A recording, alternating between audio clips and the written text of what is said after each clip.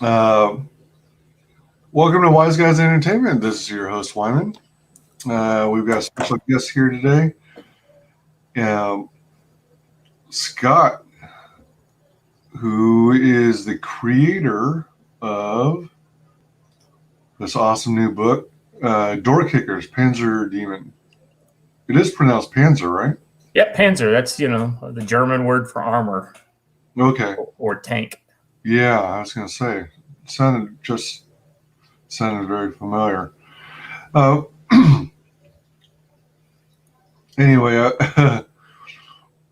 off topic, I was just telling you how I not really gotten much sleep, but I've been running on fumes. Yeah, I know how that is, man.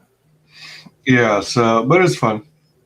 So we've got DOORKICKERS, Panzer Demon, and let's see, it's in demand now. So you've had it out for has it been at least 30 days in the funding stage? Yeah. So we did 60 days of funding. That ended actually in, let's see, July, August, September, end of September.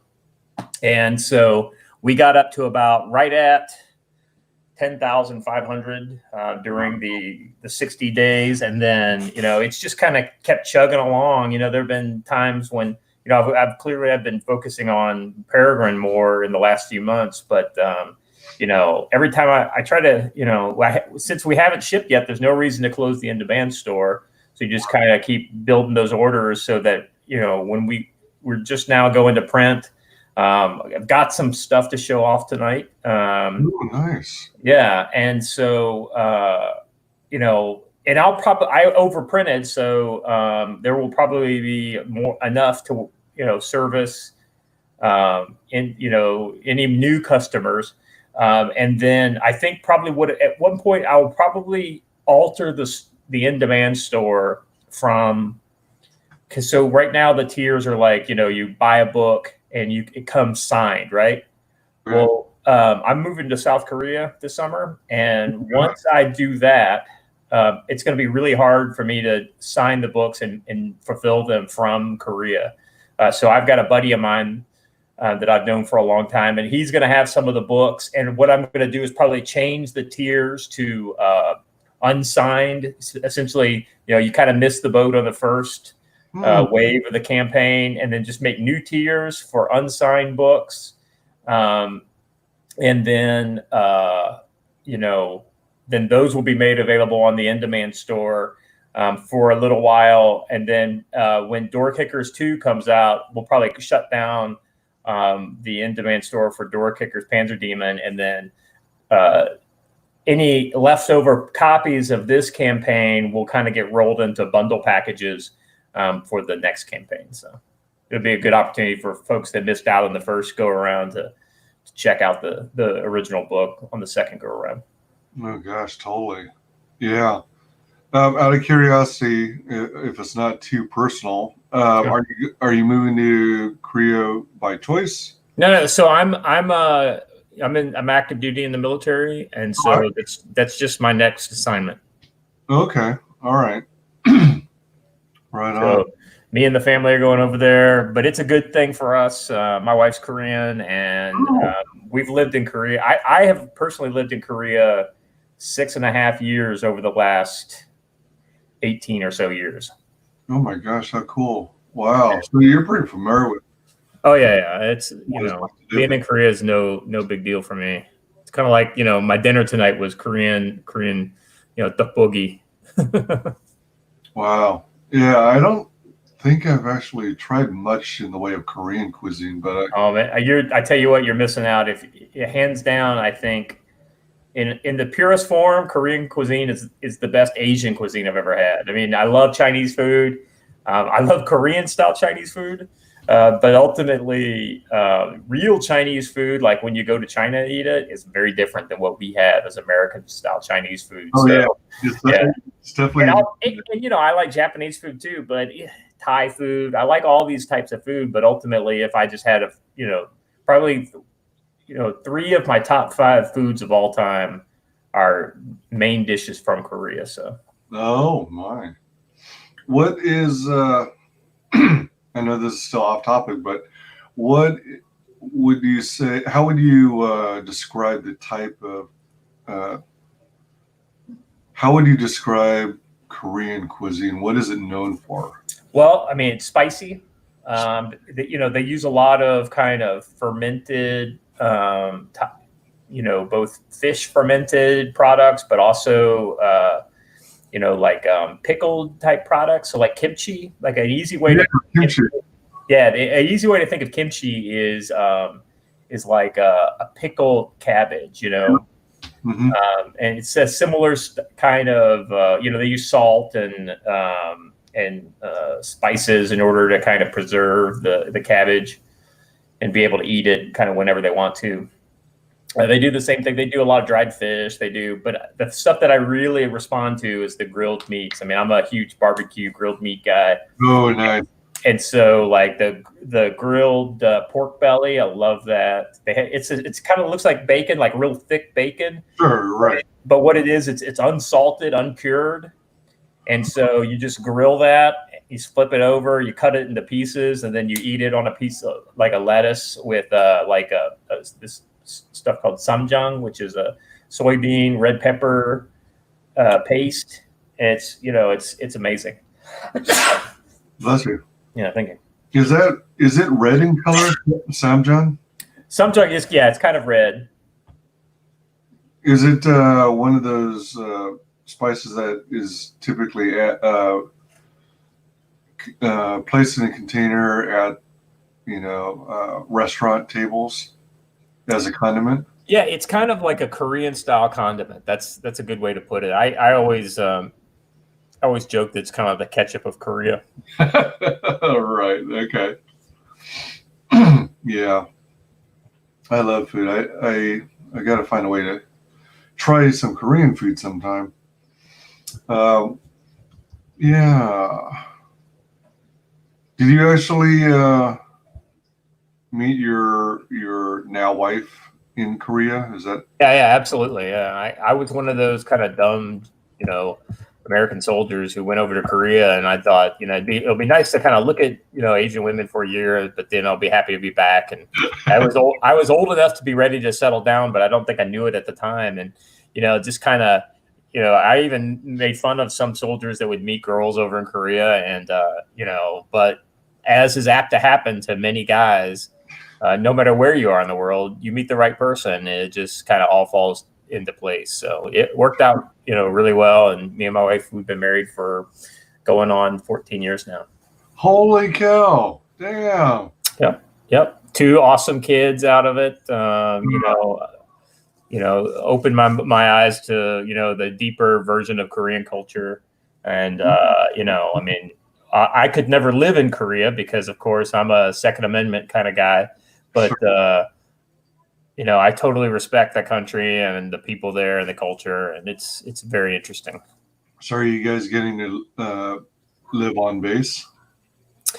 Yeah, well, it just depends. I mean, like the last couple times we've been there, we lived on post, but that I don't know about we're going to a place we've never been before, and so I don't know how that works. But I'm up for anything, man. I mean, you gotta kind of look out for your opportunities when it comes to like living in another country like that. And I'm sorry, did you say this was South Korea? Yeah, South Korea. Yeah, it wouldn't be North Korea, and that would. Yeah, that would be bad. Well, what's funny is that just most Americans, a lot of, I won't say most, I would say a lot of Americans just are completely ignorant of like the subtleties, like what's the difference between North Korea and South Korea or whatever. And so, I mean, it seems ludicrous to me as a question, but I mean, I'm fully aware that most people just don't know any, is North Korea a country we don't like, or is that a country that we just don't get along with? Do we have military? And I mean, it's. Oh, right. Yeah. Because most people just don't think about that kind of stuff. So you'd be surprised how many times people have asked, like, what country? I'm from Korea. Well, what North Korea or South Korea? It's like people like legitimately think that North Koreans are coming over to America from time to time. So. No. That's interesting. hadn't thought of it that way. Well, I did want to take a moment to thank you for your service. So, Hey, no problem, man. mad respect for that. And congratulations on your happy family and all that. That's cool. Yeah. All right.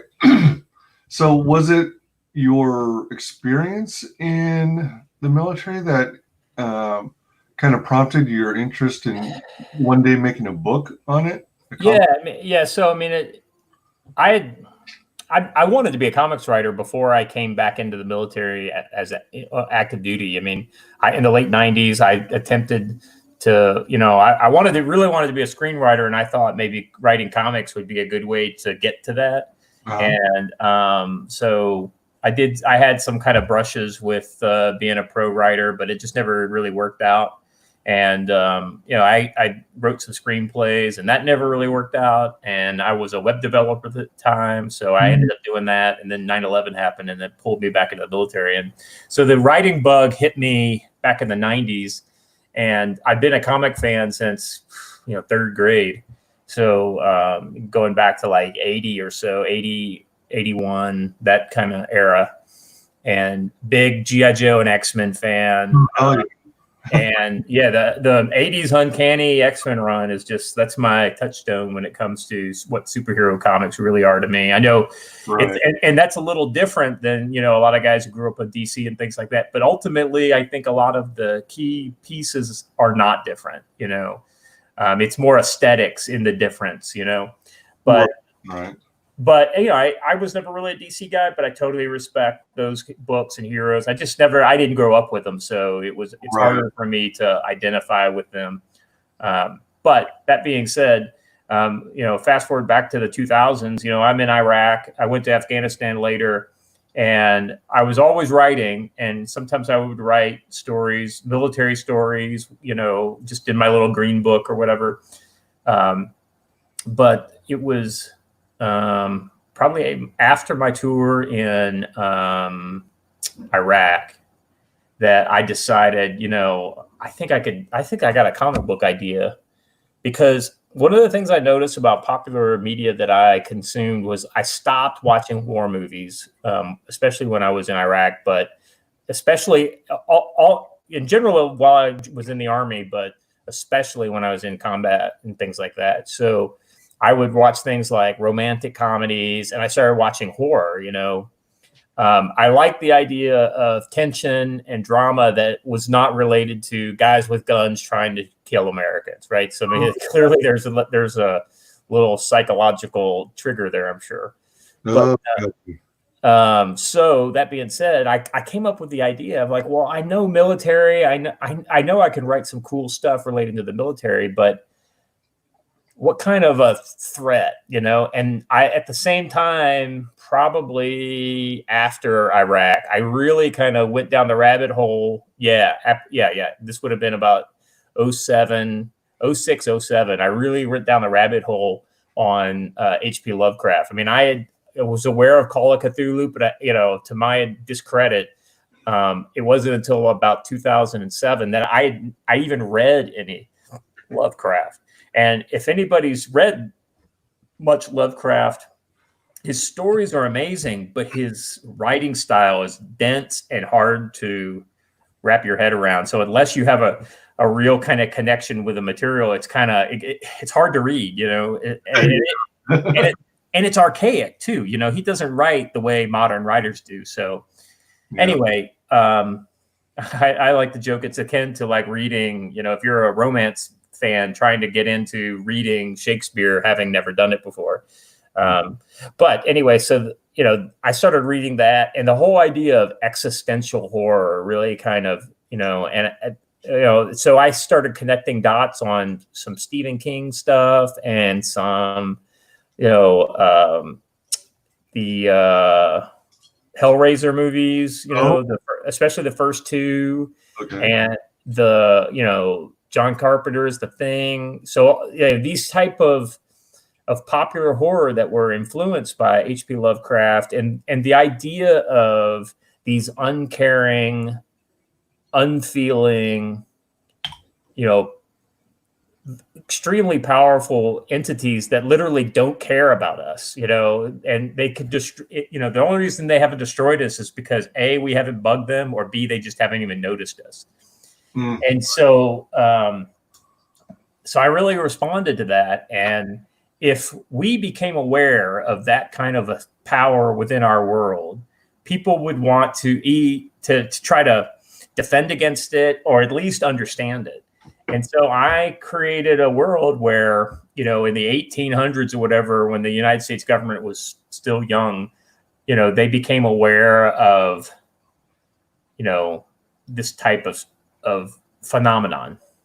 And so a very dedicated small group of people who were also American patriots dedicated themselves to learning about this. And that evolved into an organization in the post-World War II era, because in my world, you've got all that Nazi mysticism stuff they were really into that kind of thing. So, of course, a lot of the storylines that I draw from kind of come from that. And so it coalesced around that. And then in the 50s and 60s, with the Cold War heating up, America started turning like, well, we need to understand these things because our enemies are looking into them, and we need to be able to fight fire with fire. And so that's where this kind of organization, what's called ESD, the Enhanced Security Division, comes out of. I've got all kinds of history on it, but a lot of that stuff is not real important to the actual story. It's just the background, it's that kind of tapestry that you weave around the story that you want to tell. And so, and by the way, I can later on the show, I can actually share a link to where there's some of the backstory in an audiobook file on YouTube. So if any of your viewers are interested in kind of diving into the deeper lore of DOORKICKERS, it's out there for people to just to listen to. Is it like an audiobook that you created? No. Well, it's what it is I teamed up with this crew of guys. Actually, let me see if I can find the link, and I'll drop it in the chat here. I teamed up with this crew of guys, Nightmare Alley, and they do they'll take like Lovecraft and other kind of, they do some original and some kind of public domain horror stuff. And the original stuff is that kind of creepypasta type stuff. Oh, okay. Creepypasta. I don't know much about that stuff. Working with them was the first time I'd ever really heard about it. But anyway, they do that kind of stuff on their YouTube channel, and they were just getting established, and they wanted to, I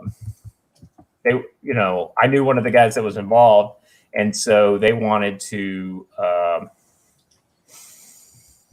use some of the ESD stuff as a different thing. And I sent them my background document, and they sent me back a script that basically took that background document and just added some narrative devices around it. And shockingly, it was like the guy in the audio thing was reading official documents or summaries of official documents and things like that. So it turned out pretty cool. Yeah. I mean, like I said, I had very little to do with the actual creation of it. But they just ran with it, and it sounds creepy, and I dig it. Yeah. Here, I just found it. Let me send you the link. Oh, sweet. All right, but yeah. So anyway, develop this world, and essentially the idea is my my background in the military. While I've never been in special operations, I've worked side by side with some. I've worked in conjunction with what we call OGA, other government agencies, and so you can just kind of use your imagination as to who that could be. And it's just kind of interesting to see how they work, because they work in a very different way than the regular army that I'm part of. And so I was thinking, if this world were real, what would they, and, these Lovecraftian issues were a thing. how would they respond to it? How would the guys who are fighting terrorists in Afghanistan, how would they respond to Lovecraftian cults and things like that? And so that's where I kind of developed ESD as a modern intelligence agency within the intelligence community of the United States. Black is black. There are elements to the U.S. government, especially in the intel side, that the regular people have no idea exists. Everybody knows about the CIA. Some people know about the DIA, the NSA. The idea that these things exist, I think a lot of people know. There are other agencies that they use code names that they change every year to refer to them because they're not allowed to actually, because they are secret by their very nature. Well, ESD is like that. So ESD has recruited warriors within the U.S. Government to fight with them, to train with them, and to be used as agents in the field to tackle these existential threats. So that's who the door kickers are. So Panzer Demon tells the story of one of these teams, the Wildfire team, as they are in the midst. Basically, it opens as they're in the middle of their fight against a cult that they have found in the Ukraine. As you know, Ukraine is recently war-torn and it's still currently divided. So there's a lot of kind of opportunities for conflict in an area like that, and some lawlessness. So that's the backdrop for our story. And we basically see, page one, they're kicking in the door of a terrorist group, and they're investigating, and they get in evidence, and they do further investigation, and ultimately the story takes them in conflict with the Panzer Demon and the Panzer Demon cult. So that's the story. And I think it's we're going to print actually as we speak, and to that end, I'm starting to get some. There's some items that we offered as stretch goals with the campaign. So we have our stickers, our like little vinyl stickers here. Oh. So everybody who backs the book gets one of those. We've got our bookmark. Everybody gets one of those. Cool. And then as one of the tiers, we had the poster. So that has now come in, and that's the print. So we're starting. It really exists. As soon as we get the books in and all the shipping stuff, we're going to be cooking with gas. So can you show the sticker again? Yeah. It's just it's a die cut logo sticker. Oh, all right. Yeah, Sticker Mule did an awesome job with them. So there's my finger for scale. So all right. So it's like the lettering has been stomped over by military boots. Yep. I mean, it's the same logo that you see on the book. So it's we try to keep our branding fairly consistent. Same thing on the bookmark. Oh yeah. With this dude on the back. I freaking love how this image turned out. Yeah, that's pretty cool. My daughter, I actually got the bookmarks today, and my daughter said, "Wow, he looks like some kind of a bug or something like that." I was like, "Yeah, kind of creepy, right?" She goes, "Yeah." I was like, "That's the point." Nice. That is very sweet. Let's see here. So, got the project here. Let's actually play the intro video here. Let me know if you don't hear any audio. DOORKICKERS, Panzer Demon, is the debut 48-page graphic novel of the adventures of the Wildfire Team, 6 special operators in the Shadow War against eldritch terror and cosmic horror. When diabolical cults and covens look to break the fragile shield holding the demonic back from our realm, they step in to ensure those doors stay closed. Find it only on Indiegogo. All right, short and sweet.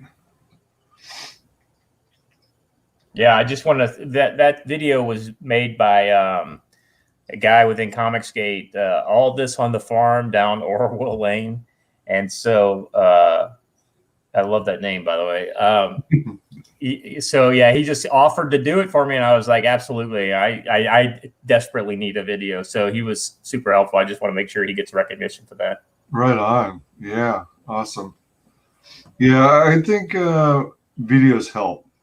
I think it helps intro a new campaign. Let's check this one out here. Yeah, this is the kind of deep lore. The Enhanced Services Department.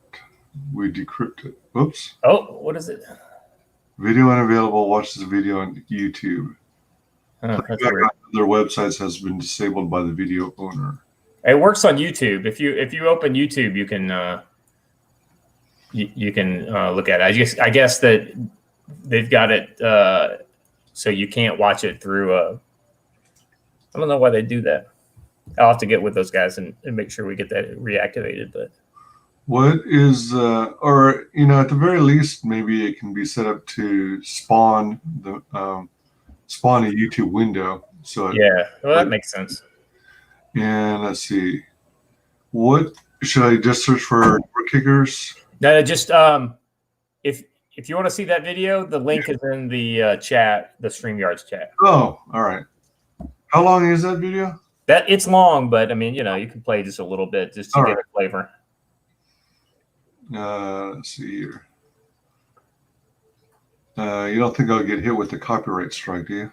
No, I guarantee you won't. All right, let's see.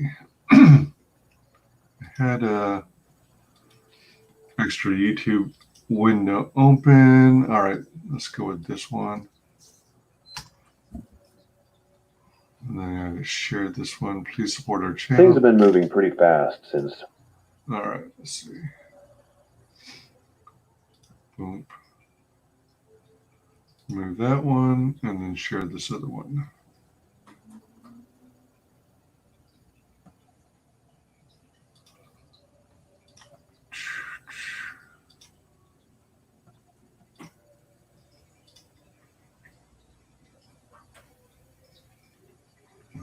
Okay. Excuse me.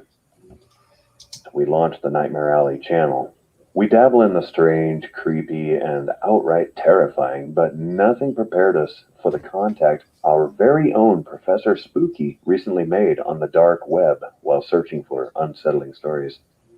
Our channel hasn't been around long, so he was as surprised as anyone when he was approached by an organization calling itself Creepy Leaks. This organization claims to have terabytes of encrypted government files from a top-secret organization calling itself the Enhanced Services Department. Never heard of it? Neither had we. But if even a drop of the following is true, the world we all live in has gotten a lot stranger and more terrifying than it already seems. The following has been pulled from the thousands of documents Professor Spooky has been able to decrypt and decipher, with some of his own notes worked in.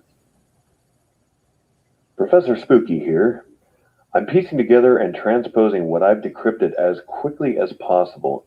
In addition to a dossier prepared by Creepy Leaks, I have a lifetime's worth of files to sift through.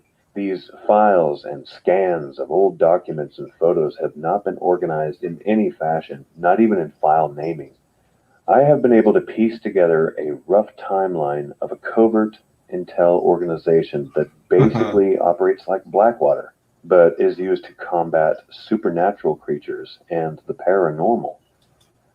That's pretty sweet. So it continues on like that, like it's about 22 minutes, I think. Yeah, like a report of some investigation. Yeah. So as if it's some sort of like paranormal kind of WikiLeaks type deal or whatever, but pretty cool.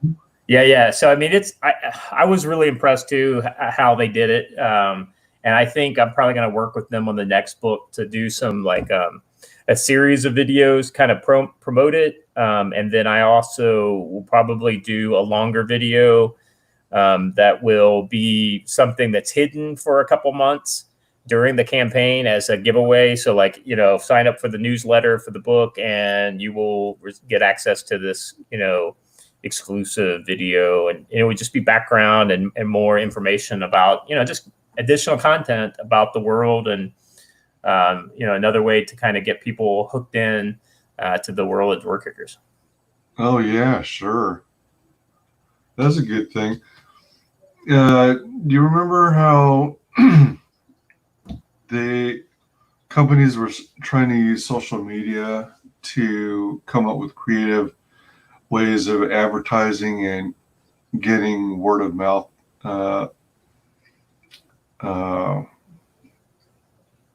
spreading of their product? Yeah, I mean, the whole idea of viral marketing and whatnot. Yeah. And they would leave clues on like one website. Yeah. And it would lead you to some other website, and then you kind of follow this trail of breadcrumbs. That sounds like it would be perfect for this kind of. Yeah. So the one that I kind of became aware of that stuff the most was during the Cloverfield movie campaign. I don't know if you remember that or not, but like they had all these fake websites made up, and some were like these corporate kind of things, like a corporate intranet, and others were like these pop type things with Japanese tie-ins, and just really funny. The whole alternate reality experience, or I think that's what ARE or AER, something like that. Anyway, that was I know exactly what you're talking about, and and people who are able to figure the figure the puzzle, or are led to some sort of a discount, or they're led to some sort of a prize if they get in early enough. So like once somebody spoils it for everybody else, the prize or the incentive is already gone at that point. Yeah, it's actually a neat idea. Yeah, it was popular for a while, but I guess it kind of died down. The thing about that is that it's cool, but you have to have quite a creative team to be able to really pull that off in a really good way. And I just feel like I'm not that clever, and I'm not that I don't have the time to do that kind of stuff. I mean, for Door Kickers, it's literally me, that's doing all this stuff. My artist is my artist, and I hire him, and he does his piece, and then he goes away. And then my colorist the same way. When it comes to publishing and editing and all this kind of stuff, unless I hire somebody to do it for me, it's all me. So the marketing is the same way too. And it takes a lot of time, to get around and to share information about this stuff, even in a very kind of banal, mundane way. To do anything special, man, you really have to put a lot of energy into. And that's the downside about having a day job, is that you only have so many hours of the day, and when you're taking 8 to 10 hours a day as your day job, 5 days a week, especially the way I've been lately, as far as having to go on trips and being in quarantine twice and things like that. It really kind of takes away at the amount of time you have for any kind of a luxury project in your life, such as a ComicsGate project. Yeah, for sure. Yeah. Totally understandable. Let's see here. But that being said, I'm passionate about this book. I'm passionate about it as a brand and as a property. When my artist turned in a page I didn't like, I told him, listen, this is not what I asked for, redraw it. And he said, yeah, you're right. And he did it. So that's the kind of commitment I have to giving a good book to my customers. I mean, I know sometimes nobody has as much passion for the project as me, so I try to be realistic. And for instance, my artist is not a super detailed artist. He does more of a cartoony style. So I have to wrap my head around the fact that he may not interpret a description and an image the same way I do. So that's one of those kind of lessons that you have to learn as a creator, so that you can realize what you want given the constraints of the team that you have. And that's one of the, honestly, and not knowing all those constraints for me was one of the reasons why I had to push the release date from we're gonna fulfill in February to now we're looking like late June being the fulfillment date. So good news is the book's completely done, proofed, and sent to the printer. So Wow. So we should be getting physical copies within a week to 2 weeks or so. Nice. Yeah, I'm excited. That's pretty sweet. A lot to be excited about for sure. Yeah, man. It's you just seeing something like these bookmarks coming in, having it in your hand, seeing this art that, I mean, I didn't draw it, but I paid for it and I came up with the idea for it. And so I feel attached to it. And this is a character that, kind of was born in my head. And now it's on printed stuff. Seeing that print, with the, all the characters in high quality, glossy print. I mean, that's just super cool. Yeah, for sure. Now, you are the creator. You're also the author, I guess. The writer. Yeah. The writer. But you hired a colorist and an artist. Yeah. And what was the experience like seeking out that kind of talent? So DOORKICKERS had a brief life in the early, like around 2014. And through the company that that I did that book through, well, it wasn't a book, it was a story in an anthology. I met, the artist from the book, and I met other artists that worked for that same company. And, through just meeting them, then being friends on Facebook, and then I kind of jumped off of Facebook a couple of years back. When I started thinking, why you need to meet some, when I finally decided I have the opportunity to do DOORKICKERS as a ComicsGate project, I started reaching back out. The first guy I reached out to was Doug Franchen, who was the artist on the original 10-page. By the way, the 10-page story is included as a remastered edition in the physical book. So you'll get the 48-page story plus the 10 additional pages of the previous story. Oh, nice. Anyway, I reached out to him, but he just, his schedule last summer was he couldn't do it. He had other things going on.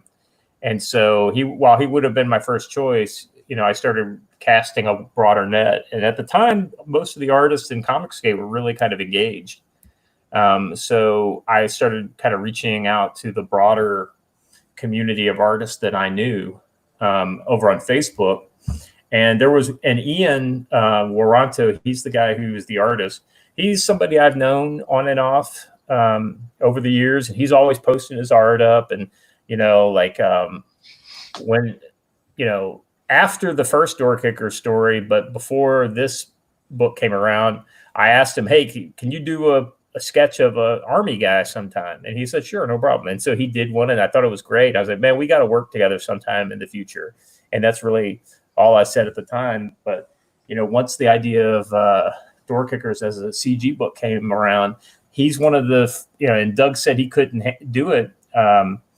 Ian was one of the first people I reached out to, and he was more than willing to do it. And he knew it was a little outside of his comfort zone, where he, because he, with his cartoony kind of style, he really liked that kind of Spider-Man, lanky superhero kind of, more fun and frolicky kind of storytelling style. Oh, okay. But DOORKICKERS is pretty heavy, and it's got a lot of tech and a lot of gear. And I'll give him credit. While he said, listen, I mean, I'm not a super detailed artist, but at the same time, I'm totally willing to take this on and do something a little different. And so his enthusiasm and, just availability really all kind of coincided.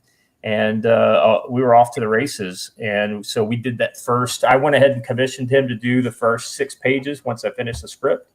And he did a great job. And he actually knew, I guess he was aware of Farah, the colorist, and he referred her to me. She was working at a color studio in Jakarta, Indonesia. And so when I approached her, she did some test pages and they looked great. She absolutely nailed the what I was looking for. This cover piece that you can see here, this kind of greenish cover piece, was one of the first things that she did. This is art by Ted Lehman. He was another one of those kind of early CG guys that I met through Twitter. And, we were all watching the same YouTube channels and whatnot. So he just he drew a military image, and I thought it was awesome. He drew a second one, and based on the second one, I went ahead and hired him to do a cover. And without even negotiating price, he went ahead and did this cover. It was unbelievable. He sent it to me. So he physically sent it to me without me, guaranteeing him any money. And so I ended up just, at one point, I guess, later last year, I went ahead and just sent him money without even, him asking for it. So Ted's a super awesome guy, and I would totally work with him again. I mean, the detail work is just amazing.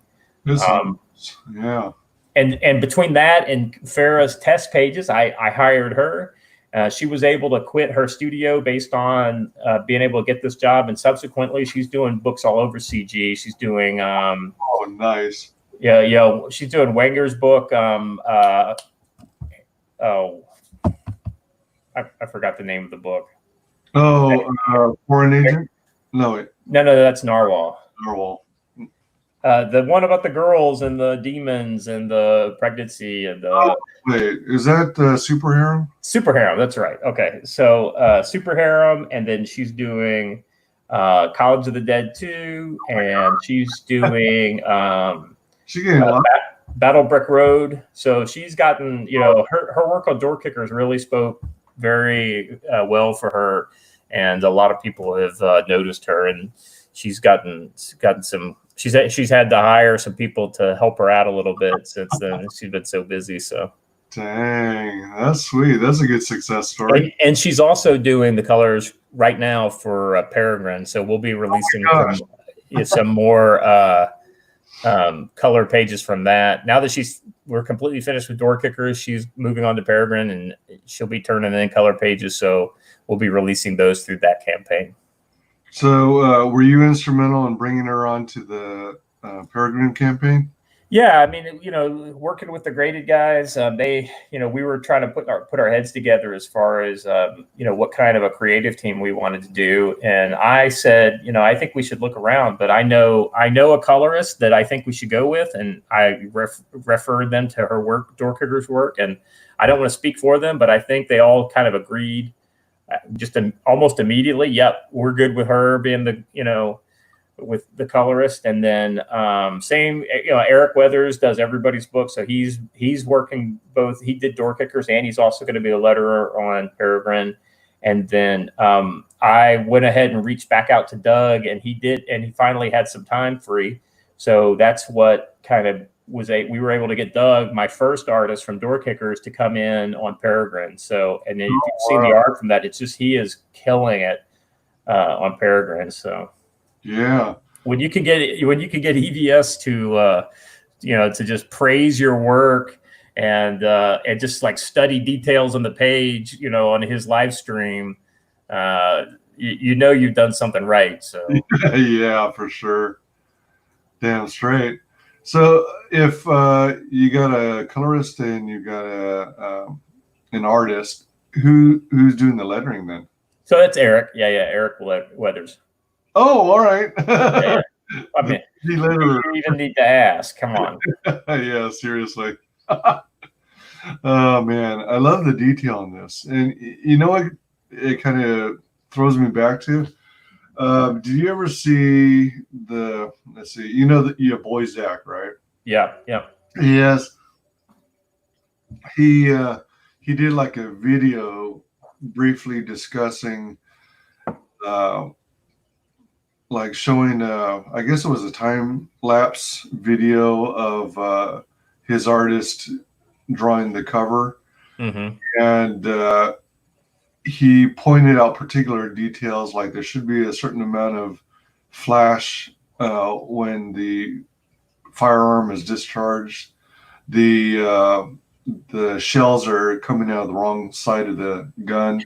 Yeah, that kind of stuff.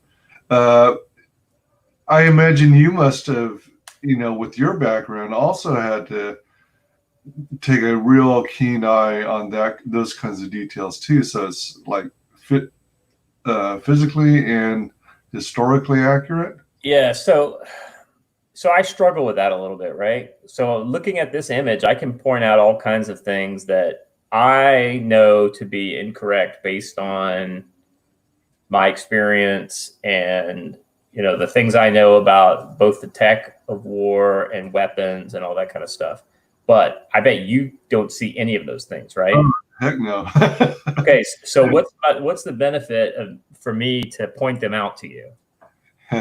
There wouldn't be. I guess in the end, it would only be a benefit to people who are like big into. That's right. And so this is where it comes to the struggle piece, right? As somebody who is intimately familiar with the details of military equipment and the military operations and things like that, I see all kinds of things wrong, when I see the most accurate representations that, in movies and things like that. But, most people don't see that. And I have to realize that 95% of my audience will never know about that stuff. But the 5% that do, I want it to be close enough to be able to say, listen, I respect your knowledge and I respect, your experiences, and I want to portray this in as accurate a manner as possible. So that's kind of where I come down on that. That being said, my artist is not an expert at this stuff. And, all the other people involved in this project outside of me are not experts in this. Mm-hmm. So I have to be able to get it good enough, make sure the guns are right, make sure the guns are consistent. Because I've seen comics where in one panel they have this kind of gun, but the next panel the guy has a different kind of gun, or like you said, it's ejecting from the rounds are. I mean, that's the easy kind of stuff that you can fix. This is So I'm very deliberate in the references I choose. I mean, I'm able to give you 17 pictures of the same gun, from so many different angles. Mm-hmm. What's up, Fade? For GoFundMe. Look at that. It's nice to. Welcome, guys. And so that's my duty to the artist, right? And then it's, then the artist is not going to be able to know exactly what the most important pieces of all that reference are. So, there have been a couple of times where I was like, listen, they wouldn't be holding their weapons like this. You've got to have to draw it differently. And then I'll be honest with you, there are a couple of times when I missed things in the layouts, that I should have picked up on, but, whether it was my inattention to detail or my kind of focusing on one thing and not focusing on the other, then he comes back with the pencil page and then that's when I notice it. And so the struggle is, okay, is this a big deal, or is this and he needs to redraw this, or is this something like, it's, it's not perfect, but, it's going to be okay for the story we're telling. Right. Because demons aren't real either. We got those in the story. So, right. So as long as it doesn't break the suspension of disbelief, for me, I think a lot of the things that a lot of the vets, especially, and the people who are interested in the military aspect of this book, I think the thing that's really going to win them over is going to be the attention to detail on dialogue and a lot of those kind of the details in what they say. To that end, I mean, I probably put more briefing-ish kind of stuff. There's like a 2-page section, 3-page section where they're doing a kind of a briefing before the main operation that happens. Okay. And some of the details that are in there, I mean, you may not even notice them, even though you're reading the same words, but, it's the jargon and it's just the way that those kind of guys talk that do this kind of thing.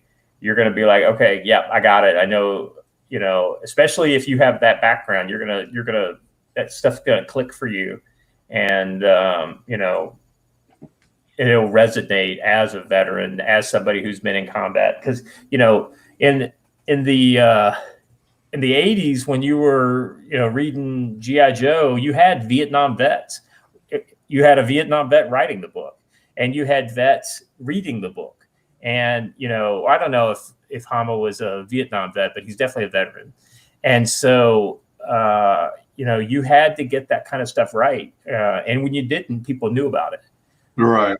So this is the same kind of thing. I mean, we live in a time when there's probably more vets walking the street than, that have actually been in combat than any time since World War II.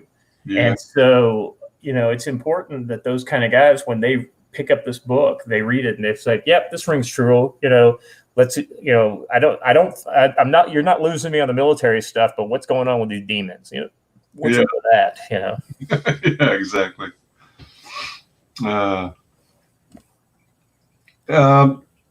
Being in the military and stuff, do you sometimes make concerted efforts to insert little Easter eggs for your fellow men in arms? It's funny you should mention that, because I don't do it on purpose a lot of times. I do it though without even noticing, because like I said, it goes back to the jargon and the things that we do in the military that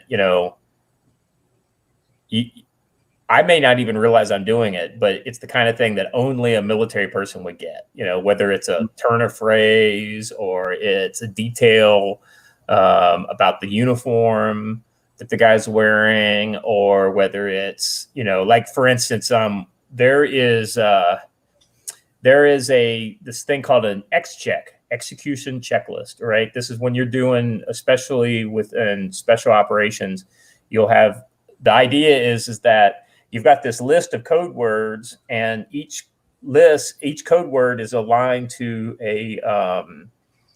an action, right? And then the whole point is to synchronize your actions going across. So everybody's got the same list.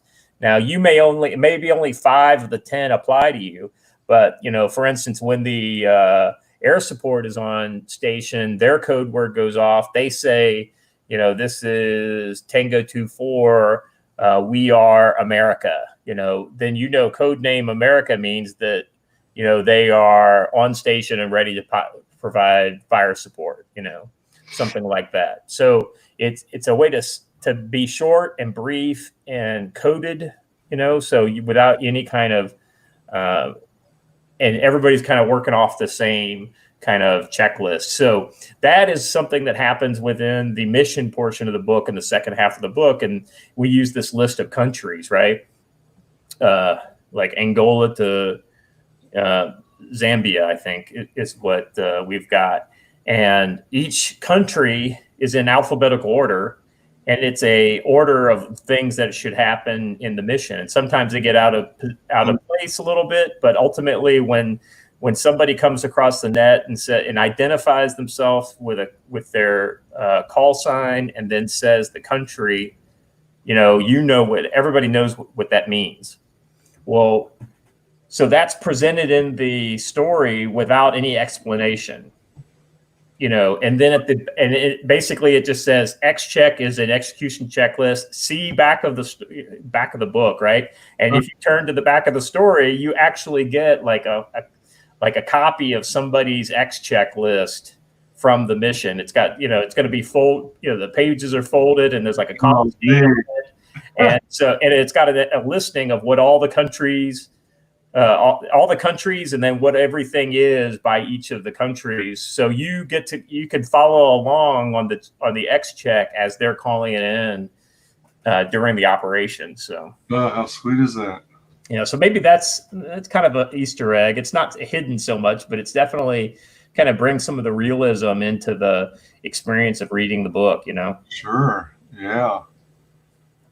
So is it accurate to say that some of the team use traditional military level weapons while others use like supernatural powers? Yeah. So, basically to break down the team, it's a 6-person team.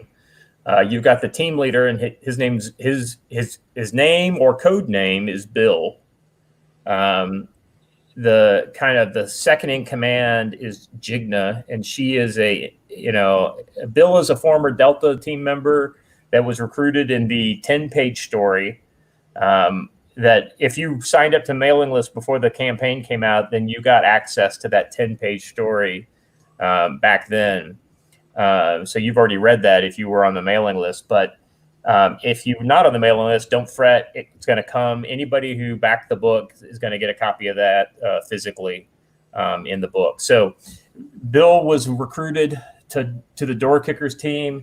And he is a former Delta guy. He has no magical powers, and he has no special abilities or understanding of mystical arts or anything like that. All he is a team leader. He is but he's Delta Force, so he's the best of the best. He is uniquely qualified in that in the mission and the 10-page preview, he was fairly unfazed by these mystic, otherworldly threats when other members of his team were basically down for the count. So because of that and his ability to continue operating under stress, this unique stress, that's, indicated that's somebody that they wanted to recruit. So they brought him over. He's now the team leader.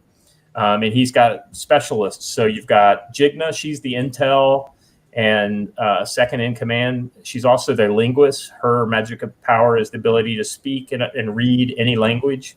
Whoa. And when I say any language, I mean anything, like to include weird demonic script from beyond our dimension. So, and if you saw the preview of the first half of Door Kickers that I sent out in February to all the backers, then that can sometimes have negative effects. So she's the second member of the team. The third member of the team is Marius. He's the guy you see in the middle of this image with the blue glowing hands. He's their combat mage. His magic and his magic. He comes from a tradition out of Europe that dates back to Latin time. So when I mean Latin, I mean Roman. And so like his kuros that he wears is kind of this Roman pattern. It's a magic item that was found on a dead Roman general who died, back before the time of Caesar and the Republic. So, there's a lot of kind of deep, like I said, there's deep lore going on. Speaking of magic items, in the 10-page, you see our guy Stillen. He's the brick of the team. He is strong as they come, and he is also a veteran of many wars.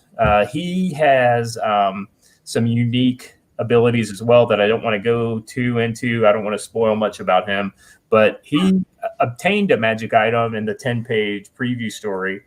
And that's the Sword of Lucius, which is the sword of an 18th century demon hunter that was lost in Afghanistan during the British Imperial period and was recovered in that story. So Stillen goes into battle with either an MG3 machine gun or a sword. So he's pretty cool.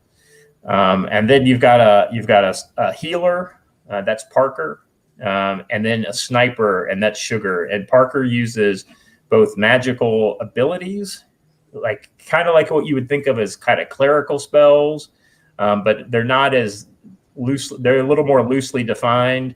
A lot of D&D reference and how the magic in this world works, as there are from other places too. But D&D is kind of one of my touchstones.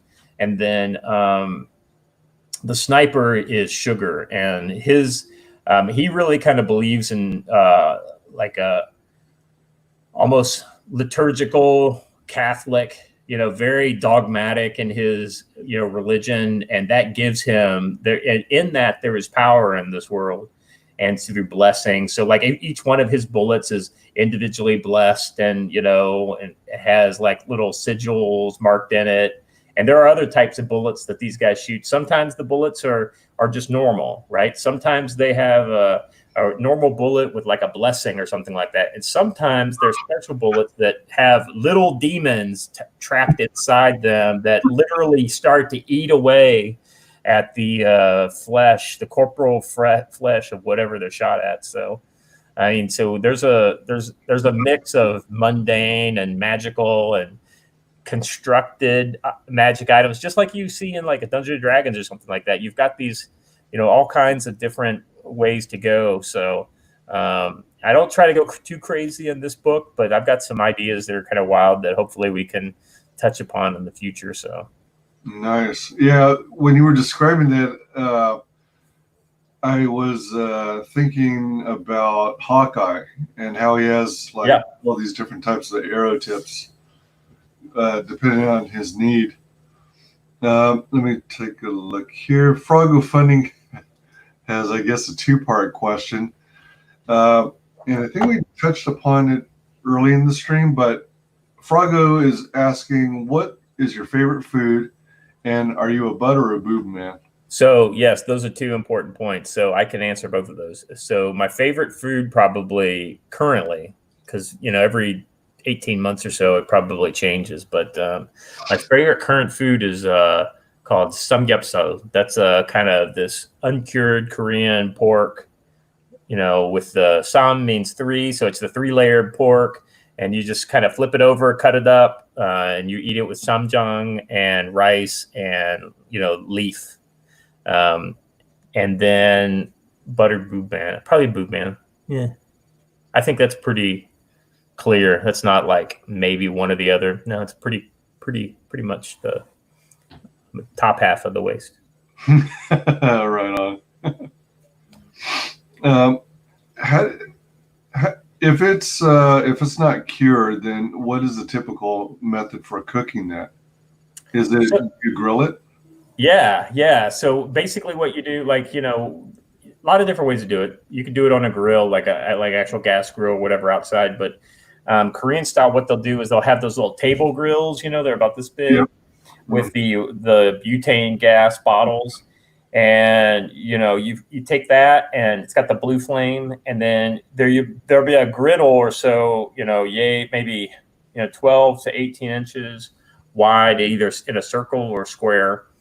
And usually it has a gas or a grease strip gutter around the edge, and a catch hole at one end. So you just put a cup underneath there and let it drip in. But you just take that pork and you lay it on in strips, and each strip is like I said, it looks like thick bacon. Mm-hmm. And you just throw that on there. And you cook one side, and you cook the other side, and you cut it up with scissors, and then by the time you get it cut up, it's ready to go. And so, it's and you eat it right off the grill, so it's still hot. Yeah, that's a fun experience. When I was living in California, there was a place called Hot Pot City. Yeah, which was basically that kind of place where you had every table had a little grill. Had the grill, right. I think it even had the addition of this submerged, well, not so much submerged, but beside the grill, it had a built-in pot, if you will, so that you can make soups. Oh yeah, I think I know what you're talking about. I don't think I've ever eaten soup or at a place like that, but I've seen it and I know what you're talking about. Yeah, pretty cool. And Koreans love their stews. I mean, I'm outside of having some beef stew when I was a kid or chicken noodle soup, I really was never a big soup guy. But my wife has definitely opened my eyes to some spicy soups. Some one of probably my favorite is called a doenjang jjigae. That's a soybean paste, kind of the half of this, what's in samjang, but the soybean paste is fermented and then it's, put in a stew with vegetables like zucchini, or you can have crab or fish, or usually has tofu in it as well. So onions. I mean, it's really good. Sounds pretty tasty. All right. And then, excuse me. All right. So that was the top portion. And so you go into a little preview as to where the story begins. Yep. It's a 48-page full-color square-bound graphic novel. Does that still make it a soft cover, a paperback? Well, you know, classified as a hardcover. no, it's not a hard. It's a soft cover. Yeah, yeah. Like this is a hardcover. Right. You can't. You know, my book is going to be more like this. This is Clint's Downcast. You know. Oh yeah. All right. And so it's going to be like, so if you've gotten any of the other, you know, primary books that you see, you know, I'm trying to get it to my camera, see how thick it is. It'll be about as thick and, you know, flexible. And he's got the spot UV on it, though. I was a little too cheap for that. Okay. You know, maybe if we do better on the next Door Kickers, we'll do some spot UV on it, make it look sexy. But, you know, for now, I'm just going with the print and the, and the other stuff as my sexy items. Yeah, you start small, work your way up based on the progress. Absolutely, absolutely. Yeah. And then black and white cover variant added to your order. So this is an official add-on? Yeah, so it's an add-on. And so what we did towards the end was I got about 2 weeks before the end of the campaign, we got the print in, and I was just flabbergasted by how good it looked. And so I got it colored. I basically told Farrah to drop everything and color the print. And then so I was able to put that up on the campaign. And then somebody just kind of dropped the little idea in my head. And I'd already kind of thought of it, but I wasn't serious about pursuing it, about doing a print version of the cover because the print looks so damn cool. Yeah. And the thing that I wanted to differentiate from the print, and so I came up with the idea of doing the black and white, just the pencil and ink art as the cover. Oh, okay. Yeah, right. I mean, and so that's going to be the cover of the third. That's the third variant. And then I did a kind of a social media through Twitter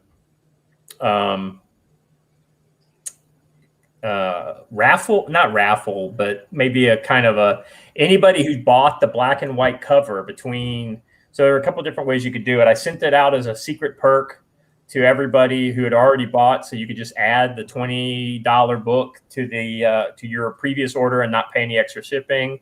I did it as an add-on to any future orders.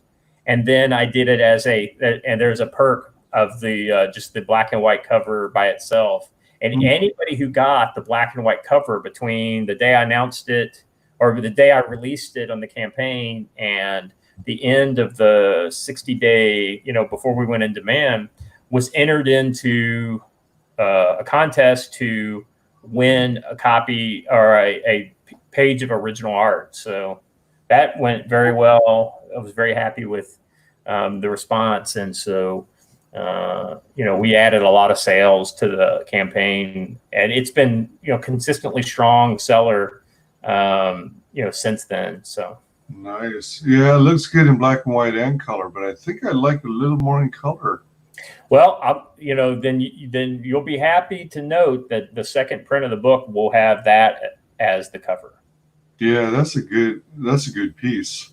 Yeah, I think it's a great piece, and that second print of the book, I want to make sure it's something a little different, Yeah. If Door Kickers ever gets to the point where there are some passionate fans who want to be completists, they'll want to get that second print, even though, because it's got a different cover.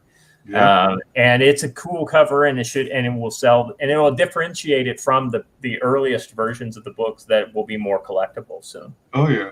And just so you know, I mean, every one of these covers are like, so the cover A, which is the Ted Lehman cover, that's the green cover there.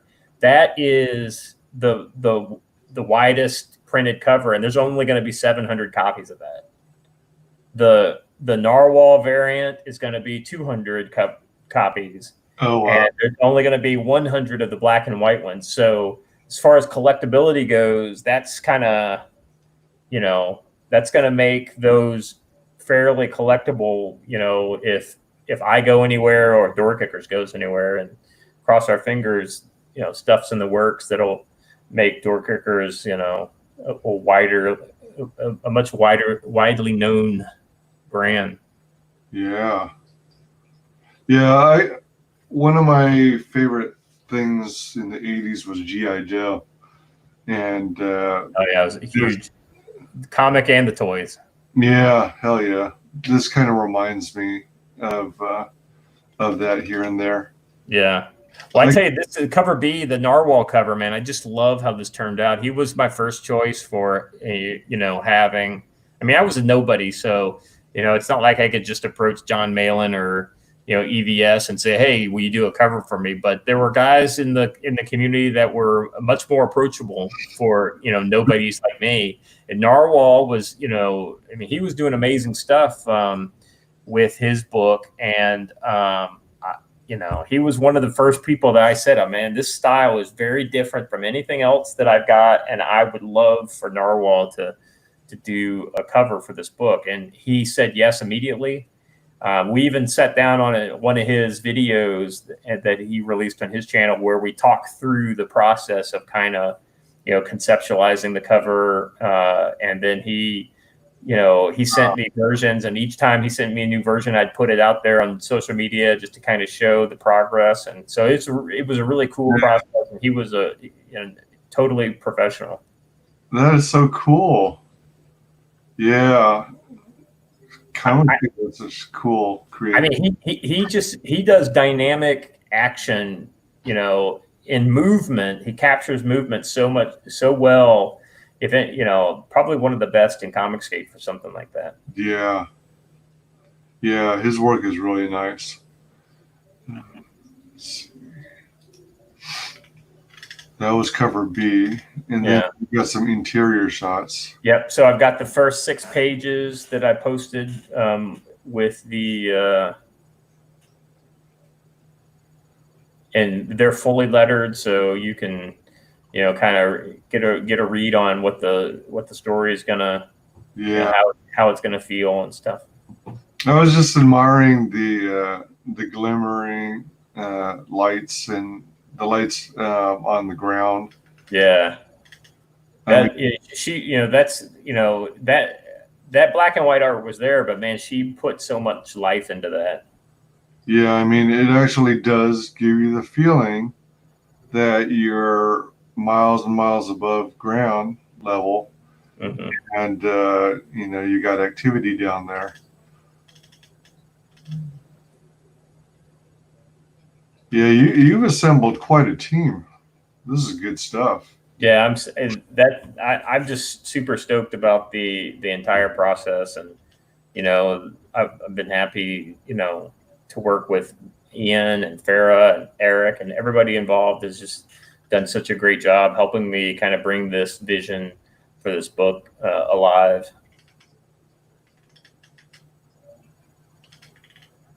Man. Different angles. Did your artist at times try and convince you to go with a certain style or go with certain poses?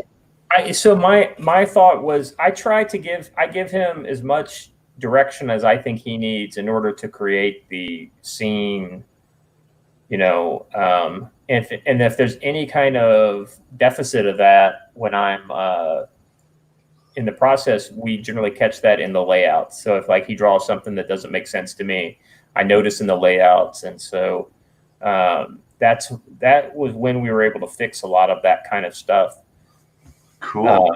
Yeah, and I try to give, artists are creative people. I want to give them as much freedom as I can. But so that's where I focus on the details I think that are important, either A, to tell the story, or B, to sell the world, as far as the realism and stuff like that.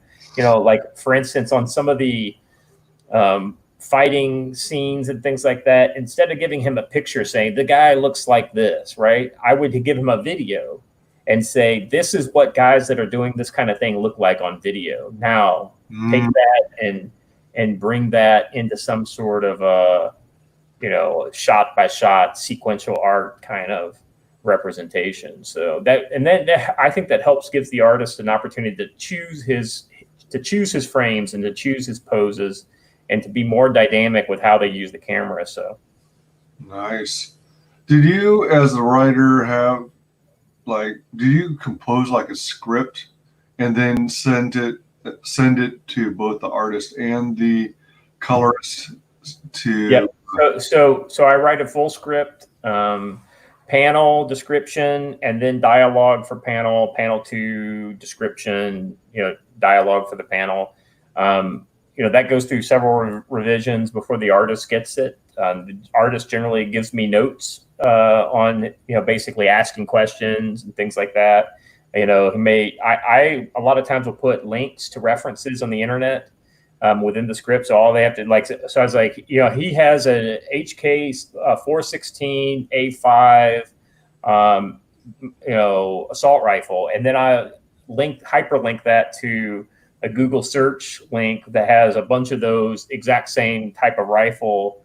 And so that I know that he's looking at exactly the same kind of rifle I'm looking at, or a specific picture or a video on YouTube or something like that, that allows them to kind of, check out the reference as we go. And then a lot of times they'll give me notes and say, hey, what does this look like? Or it sounds like you're wanting something specific here. Can you give me a reference for this? So that's the kind of process on the script. Of course, the editor goes through it too to make sure that I don't screw it up. I didn't have an editor on the first go around with DOORKICKERS, but a friend of mine from a while back has kind of come onto the team at the end to help me make sure that I don't mess things up too much, not too many comma splices, as he, I know he has a problem, with my bad writing habits.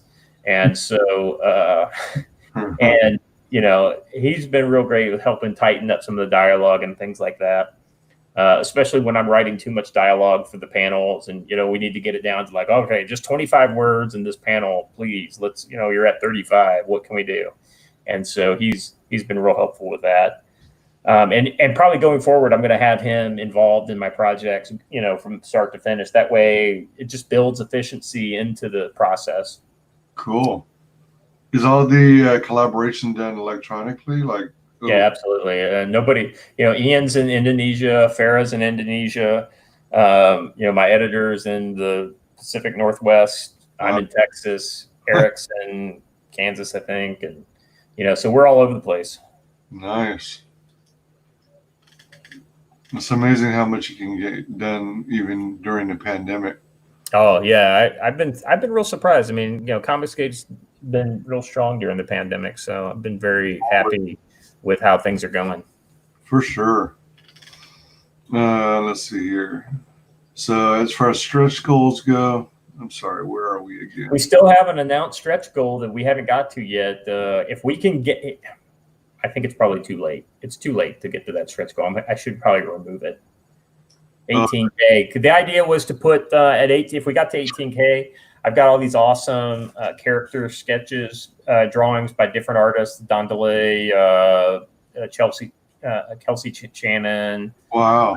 Yeah. Eric Weathers did one for me. My artist from the print did a couple, and Doug Franchen, the original character sketches he did back in 2014. I've got those in the book. So yeah. So the idea was to create. You remember the old Marvel handbook, the official handbook to the Marvel universe? Yeah. Each character. So we were going to, as you can see from the graphic here, we were going to do like a, basically a DOORKICKERS version of that with a kind of a background thing, but we didn't get there. But what I am doing is I'm putting a character gallery in the book. It's about 6 or 8 pages, I forget. And it's got the concept art from each of these guys. And then also, the Panzer Demon concept art by Alejandro Mirabal. He did the concept art for the Panzer Demon. Amazing artist. And so, that's all going to appear in the book. And in addition to the 10 pages of the original story that we unlocked at 10K.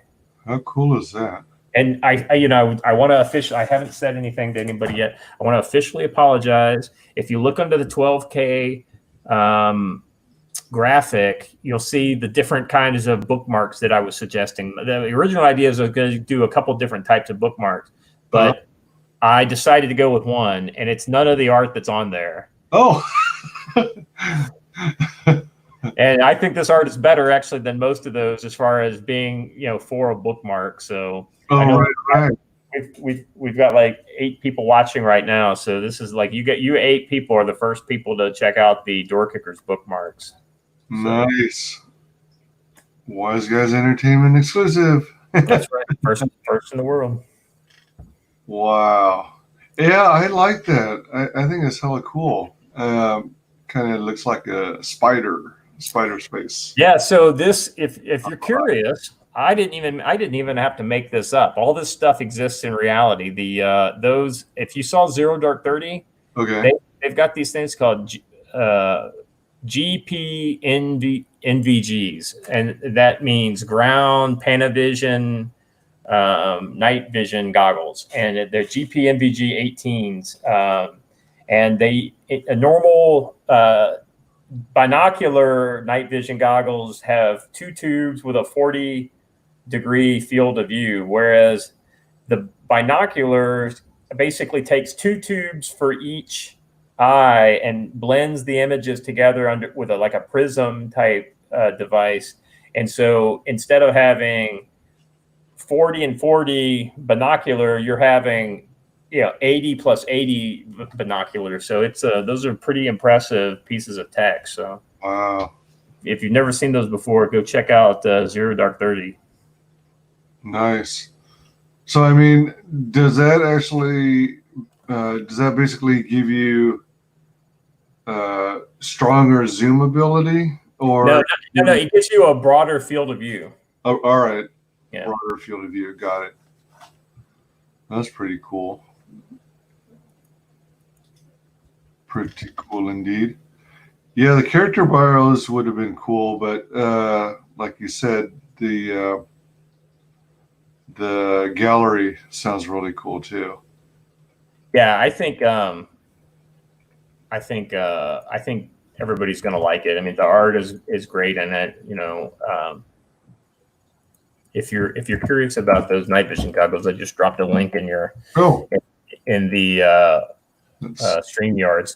But yeah, so the gallery is going to be great. Farah did the color for a lot of these. Matt Weldon also did one for me. He did I love Matt Weldon's art. I got to figure out a way to work with that guy in the future. Huerta did one for me, but we couldn't get a hold of the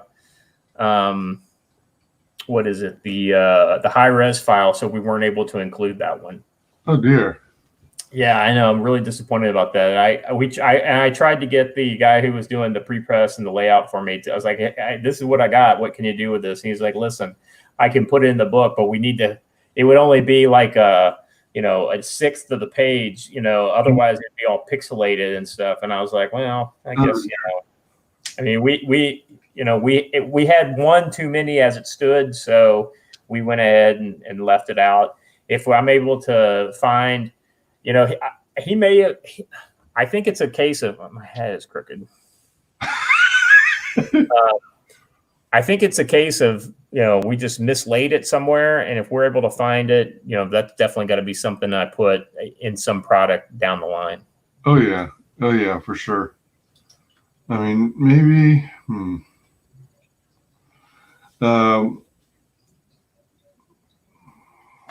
Well. I guess this is lower. It's not even like a small 300 DPI image. It's like a web graphic, like 150K, kind of. Yeah. So it's almost unusable for anything printed. Right. Oh dear. Frago comments. My hat's always crooked on streams. Yeah, man, it's it's people with big brains like me just have trouble wearing the hats. Let me see if I can do that. I'll just use this one here. Oh yeah, holy moly! Oh, are you looking at those nods? Yeah. Those things are crazy. And I think at one of the images under that thing, it actually shows you the difference on the field of view between like binocular, like regular night vision and those night vision. So yeah, my goodness. Let's see, where did it go?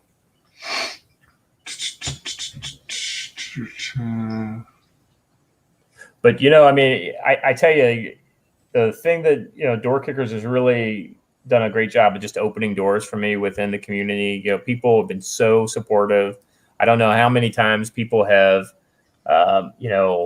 just come out of nowhere to support the book, and as far as sharing it on social media, things like this, it just really kind of gives me a lot of heart in our community. And even though there's some division within CG, people as individuals are all, for the 99.9% of everybody's great. And even when they're on two different sides of a political issue within CG, I've had folks, supporting the book and tweeting out the links and things like that. So I just want to say thank you to everybody who's both backed the book, with the financial support, but also the people who may not have the scratch to pay for it, to be able to just, tweet the link out, share it with their friends, tell people, hey, look, this looks cool.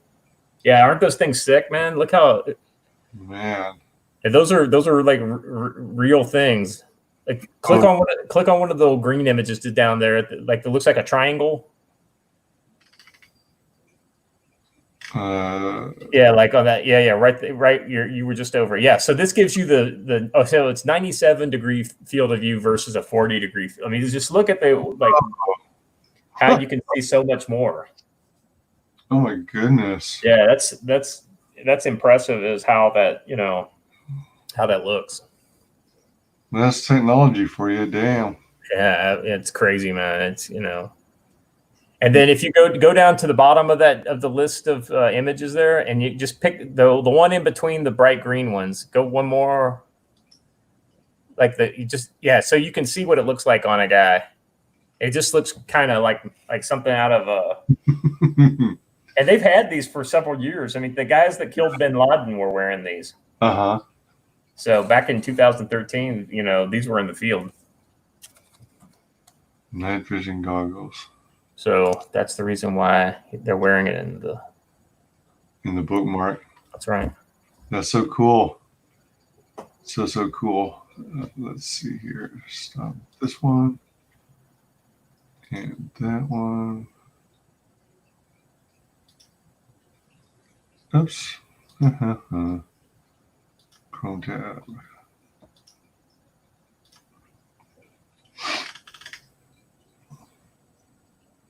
Sign comic. All right. Then that takes us to the bottom there. Now, as for the perks, let's see. Oh, yeah. Did we touch on this already? Not really. So we got the both covers, 2 signed 48+ page Door Kickers Panzer Demon Perfect Bound comics with cover A and cover B. Sent in a rigid comic book mailer signed by the writer. All right. So both books. I keep telling everyone I promote. I always am pleased when they put together a featured tier because it's the bang for your buck.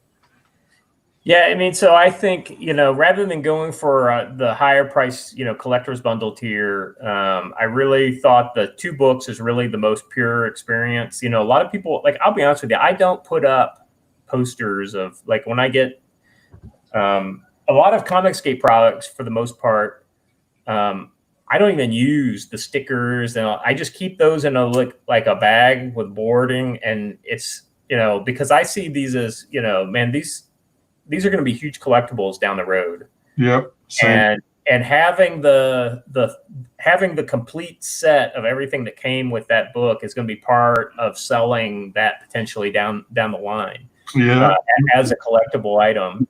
And so that's the way I look at this kind of stuff. And so I'm not producing this with the standpoint of trying to produce a collectible. I'm producing from the standpoint of I got this cool book and it's got a couple different covers, and I just want to get, the way I think is, I want 2 books. I want one that I'm gonna never touch and just bag up, and I want one that I can pull out every year and read it, and and look, kind of crack the spine on it, and not worry about what the condition is. And so I thought that the 2 books is the most pure example of that. Now I've got a collector's bundle that's got 2 books and a poster with it. And I love the poster, and a lot of people have really responded to that collector's bundle. But ultimately, for me, and the way I consume ComicsGate projects, prints don't really sell me. It's not something, outside of having it as for collectability in the future.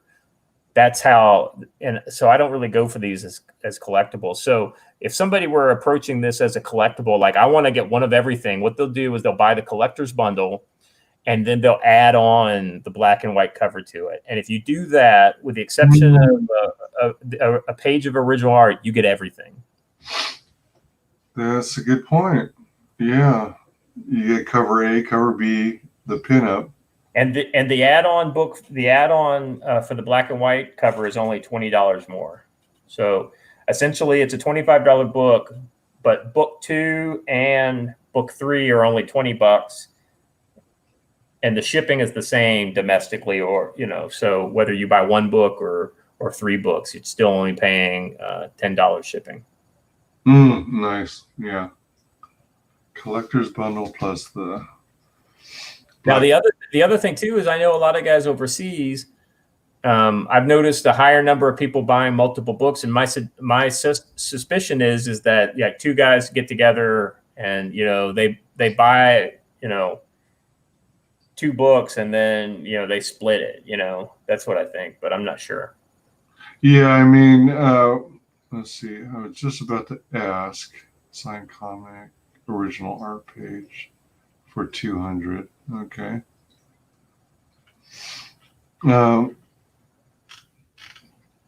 So what are your thoughts on releasing product digitally?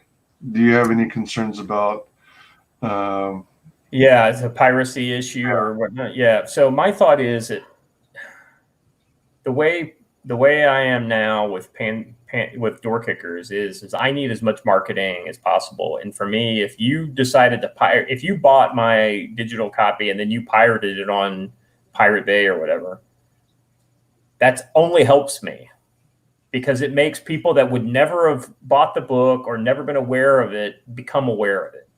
And some percentage of those would be attracted to the next campaign or the next opportunity to buy the book. The other ones were never going to buy a book in the first place. Right. The only time. Now, so that being said, that's me where I'm at right now with my career in. Now, that being said, the version of the book I want people to have access to and to experience is the physical book. So why did I offer a digital version? Well, it was actually Roe from War Campaign made this point to me.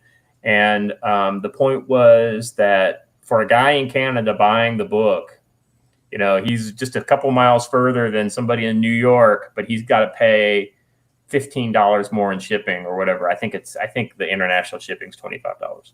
Something like that, yeah. So the book ends up being like $50, or it's $20. I think it's $20. And then so the book ends up being $45. And so that's a big jump.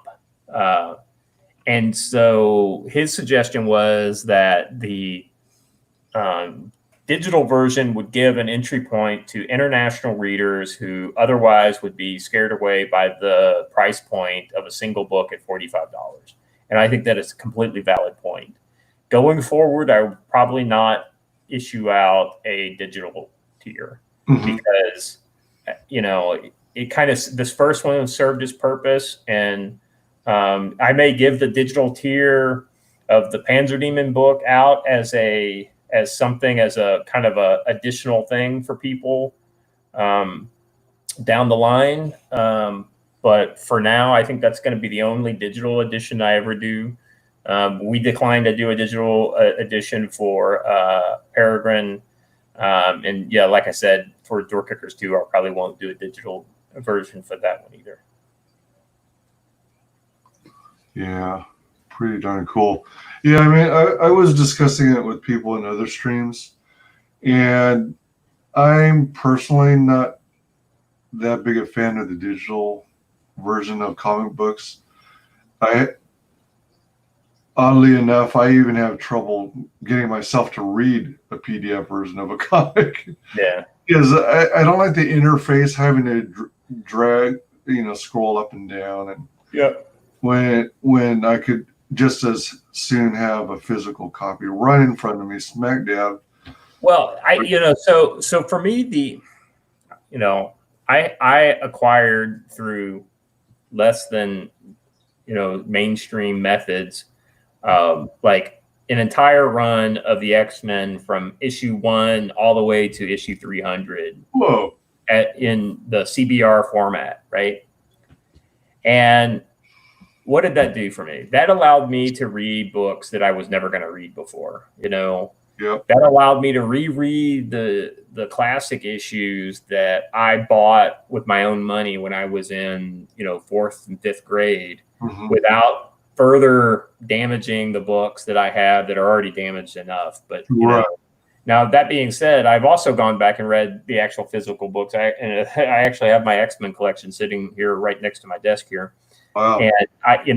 And I just love, and I smell them, and I look at, and I see when I was, in 4th grade, where I traced over an image because I wanted to draw it, you know what I mean? So it left the indentation from the pencil in the page or on the cover, so there's little things like that I love to see in my old comics. But sometimes I just want to read the stories because I want reference, or I want a reference image, digital reference image, for Peregrine, I think he used a couple reference images from, some of the digital comics that I have. And so I have a collection of digital comics, but I don't really read them a lot unless I'm looking for something specific, or I just want, it's just too much trouble for me to go out and find, with the exception of my X-Men comics and a couple more, all my other comics are at my parents' house. Like sitting in long boxes in a dark closet somewhere. So I just don't have access to them. So this gives me, on my iPad, I have probably 400 comic books that I can access right now.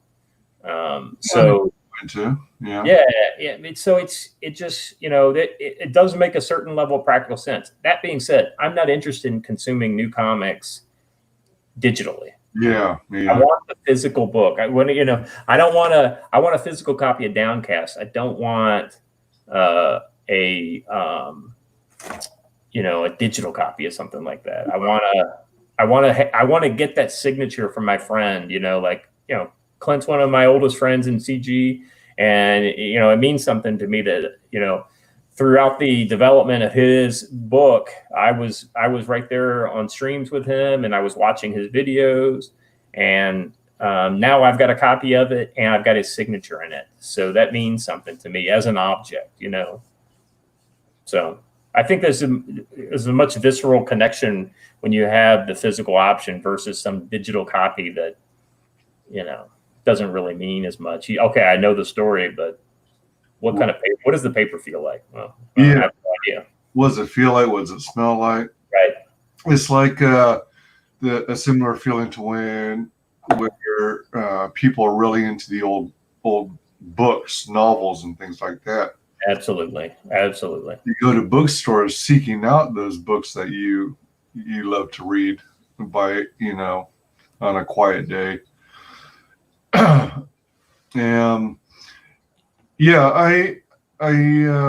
of the thinking with that piracy, although it's piracy itself isn't necessarily the worst thing in the world, because it often leads people to eventually buy the physical product. Yeah, absolutely. I mean, and I know that was the case with Napster. Like for every 100 songs I downloaded, I probably bought 5 or 6 new CDs because I was able to listen to it on Napster. And those are CDs I wasn't gonna, I wouldn't buy otherwise. Yeah, yeah. You know, and a lot of it was especially like classic stuff, you know, that I just had never gotten around to listen. Like, you know, like Led Zeppelin was really where, outside of like Led Zeppelin 4, I'd really never listened to much more Led Zeppelin, you know, in the 90s. But like once Napster came around, I actually downloaded, you know, I don't know if there's some box set or something like that that had a real broad collection of a bunch of Led Zeppelin stuff. And I was just like, wow, man, you know, I'm definitely going to check out some of this stuff because it is just good. Yeah. And a CD is, you know, CDs were cheap. You know, you buy a CD for $12 and you got the 15 songs or whatever. And, you know, it was a good deal. And I wouldn't have found those songs if it hadn't been for pirated music that I listened to. Now, that being said, every song I heard pirated, almost everything that I ever downloaded, I still have in some form in a digital, on a hard drive or something like that. So like I've got thousands of songs, but you know, just because I have them doesn't mean I'm consuming them. You know, I keep listening to about the same 500 songs over and over and over again that I've been listening, and I probably have only added 100 of those songs in the last 20 years. You know, so. You know, piracy is not making an impact on my purchasing of music. And I don't think it's going to make an impact on anybody who's purchasing of Door Kickers either. Now, you know, EBS is spot on. A book like Cyberfrog, you know, he is not served in any way by putting a digital copy out because it would lead to piracy. It would give people the opportunity who may buy his book, but if I can get a free digital copy, I won't buy his book, you know? Right. And, you know, so I don't know. I mean, I understand both sides of it. Yeah. I think going forward, I probably won't do digital copies, but I may, like I said, I may make the digital copies that I already have available as maybe like a preview copy or as a, you know, like an additional perk for people who, you know, back it within the first 24 hours in the next campaign or whatever. Right. Yeah. I mean, there is an argument for people who are international who want to consume the book but don't want to pay the exorbitant shipping fees.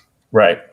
So to that, I say try the other option, the other workaround, which is make available multi-book purchases. Yeah. And like you were alluding to, you and a bunch of friends can get together and say, all right, we all want this book. We all think this title looks good. Yeah. Well, let's all pitch in our money together. We'll get the 4-book tier. So we'll each get a #1 issue. And then it'll be the same shipping cost for all 4 of them. So we'll split the shipping cost 4 ways. Yeah, no, absolutely. And it totally makes sense. And so, and I think to, you know, with some of these retail tiers that people have, I think that's, you're seeing probably some of that, like where, you know, a group of people, you know, especially if they're outside the States, decide to get together and let's, you know, buy 10 copies between the 6 of us or whatever. And then, you know, we can just split it up and, you know, something like that. I'm sure that's happening, you know, with some campaigns. I think it's probably, you know, for campaigns that are a little more mainstream, you know, well, not mainstream, but a little more well-known, like, you know, John Malin's books or EBS's books. I mean, I think that's more likely to happen. You know, a book like mine, I mean, you may have 2 guys in the same town that discover it. They decide to get the two book package, like the featured tier. That'd be cool if they're doing that. If they're not, I mean, you know, I haven't seen a lot of feedback from my international backers on how they purchased it. So I would definitely be curious about that. I'm going to do, and that's one of the things I'm going to do in between this campaign and the next Door Kickers campaign is I'm developing my mailing list. I'm growing it. And I want to try to get some feedback from my, you know, so I'd probably do some surveys this coming summer to kind of get some interesting, you know, try to get some feedback on the demographics and how people purchased them and what perks were good and which ones they didn't like. You know, what are some of the things that I should do differently, things like that. So I'm really looking for that feedback specifically from my backers, so that, you know, I can give them the exact same, if not better, experience that they had with this book next time around. Oh yeah, yeah, definitely harness the power of the mailing list. Yeah, absolutely. I'm a big believer in that. It's nowhere near as powerful, but I guess if you really wanted to, you could do an unofficial, a low scale survey, like a poll, basically. Yeah. Well, I will probably do that in conjunction. The key thing is to understand who your data sets are and where your audience is. So like my potential audience on Twitter is much greater than the audience of my mailing list versus the audience of my backers, right? So that's two different, you know, those are, the mailing list is like a superset. And then, you know, people who are on my mailing list but are not backers, those are, you know, subscribed non-backers. And then you've got subscribed backers that are, you know, different. And then you've got people who bought the book but didn't sign up to the mailing list, right? You know, so these are kind of different subsets of my audience that I have to identify. And so, you know, the questions I ask them will all be a little different. And, you know, the idea is to collect that data, you know, and it's not so much to know about like what Joe Blow wants, you know, and you know, what is he hiding in his basement, you know, in Missouri or whatever. It's to be able to understand the typical buyer of my book and how can I make the experience better for them, you know? Right. Exactly. Yeah. All about customer service and giving people what they want. Absolutely. And respecting the customer and respecting the future customers, you know? I mean, you know, I know there are a lot of people out there that make comments about campaigns that are not customers of these campaigns, but that doesn't mean they can't be. Right. And, you know, I'm here to sell hot dogs, you know? I'm not here to, you know, become a loudmouth on the internet. Yeah. And that's the reason why I want to sell to Work Campaign. I want to sell to Ethan's customers. Hell, if you know, if Doug's audience, you know, wants to, you know, if his Earthworm Jim fans want to buy Door Kickers, I want to serve them great customer service. You know, I don't care who the people are that come to find this book. If it hits home for them, I want them to feel like they're a valued customer. And so that's the reason why I don't, you know, kind of bloviate a lot of my inconsequential opinions, you know. Ultimately I put a tweet out the other day about this. I have thoughts, I have opinions, but ultimately, unless I've learned that unless my opinions and my thoughts directly serve selling hot dogs, then ultimately they're probably not helpful to either me or my project. So, and in the case of something like Peregrine, I've got partners to think about. So when I make a statement, it's very easy to ascribe something that I may say to the entire team. Yeah. Yeah. So you have to be careful about that. You know, I want to have the reputation as being a stand-up professional who respects his customers and is always looking to grow his audience, you know, in a respectful and, you know, with integrity. So that's kind of the final word on how I interact within ComicsGate. And I hope I do those things. I know I'm not perfect. I know I make mistakes. And so I just want to make sure that, you know, that's the impression that I'm giving off. At least that's what I want to give off. And, you know, like I said, I'm not always successful. So. Let's see that. So A, B, and C covers, all three covers are available as individual books. So if you want, it's $25 signed as a single book, or the black and white cover could be added as an add-on to any one of the other tiers. And then pretty much if you want to get two books, if you want to get like the cover A and cover B, they're available both as the featured perk and then also the collector's bundles with the print. Yeah, I was trying to see how I might be able to rig the cover A, cover B, the black and white cover, and the colored version of the black and white. Yeah. So right now there's no color. There's not a there. We don't have that fourth cover.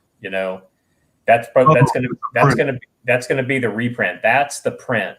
Oh, okay, it's a print, not a cover. Yeah. Well, it's gonna be folded like this, and it's 11.5 by 17 poster. Oh, okay, gotcha. Yeah. Oh, right. Yeah, that's right. Okay. Yeah. So, and then when we go to reprint in the future, that'll be the cover of the reprint. So you'll have to wait for the next campaign potentially to get that one. Aha. All right, right on. Makes sense. Yeah. When I re-review and revisit the tiers on campaigns I really, really like, then I started thinking to myself, I might need to back it a second time. Because I did previously order the collector's bundle, and then I got the add-on, which was the black and white cover. Which is more or less what you just explained, I think. And does every backer get the color print? I forget. No. Every backer gets the bookmark and the sticker. All right, bookmark and sticker. But only the people who back the collector's bundle get the print as well. Okay. All right. Cool. I wanted to make it that a kind of like at least one of the extra items I wanted to make kind of exclusive to people who back that higher tier. So that's smart. Yeah. All right. I think I'm set then. Unless I decide to reback it. Get the same stuff over again. You need to get a page of original art, man. Oh man. Yeah, I mean only 3 have been claimed, so you got almost your entire pick of the entire book if you do that. Yeah, I know. And the way I'm doing it is essentially I've got the order of which people bought in on that tier. And so I'm going to send out here within the next week or so, basically a PDF of all the pages, 1 to 48, to include the double page spread and the other splash pages. And what you're going to do if you were to back that tier is, so if you're number 1 in the list, you get pick from the entire book. And then you tell me, okay, I want page 2 and 3. I want the double page spread. Okay, so then I'll put an X over that, like a big red X. Yeah. And then number 2 will get the PDF with the big red X. And then he'll say, well, I want page 36, which is a big double page, page 36 and 37, which is another 2-page spread. So then X over that. And then the third guy gets his choice, and then the 4th and the 5th, and that's how that would work. So on the original art page, splash pages that count? Yeah, every single image, so if it's a single image of 2 pages, that counts as 1. Oh, wow. The splash pages count. Pretty much anything goes, with the exception of the covers. Would you be able to say approximately how many 2-page spreads there are? There are 2. 2, okay. So there's a possibility these 4 people are going to claim those. But well, I know for a fact that one of them will not be. They already have their eye on a particular page, and it's not a 2-page spread. Oh, gotcha. Now that's one of 4. So exactly. And I had a fifth one of these perks sold, but the guy came back to me after the campaign and ended and explained he'd kind of fallen on tough times and asked if he very kindly asked if he could get his money back, and I said, well, was it because of any, he didn't really explain if he, and I said, was there anything I did wrong? or something you didn't like. You say, no, I just, I've had hard times, and I'm probably going to have to come back and just back the book by itself, and I won't be able to get the original art. And I was like, all right, hey, no problem. And I refunded his money, and he let me. He was straight up with me, so I dealt straight up with him. So. Well, yeah, sure, of course.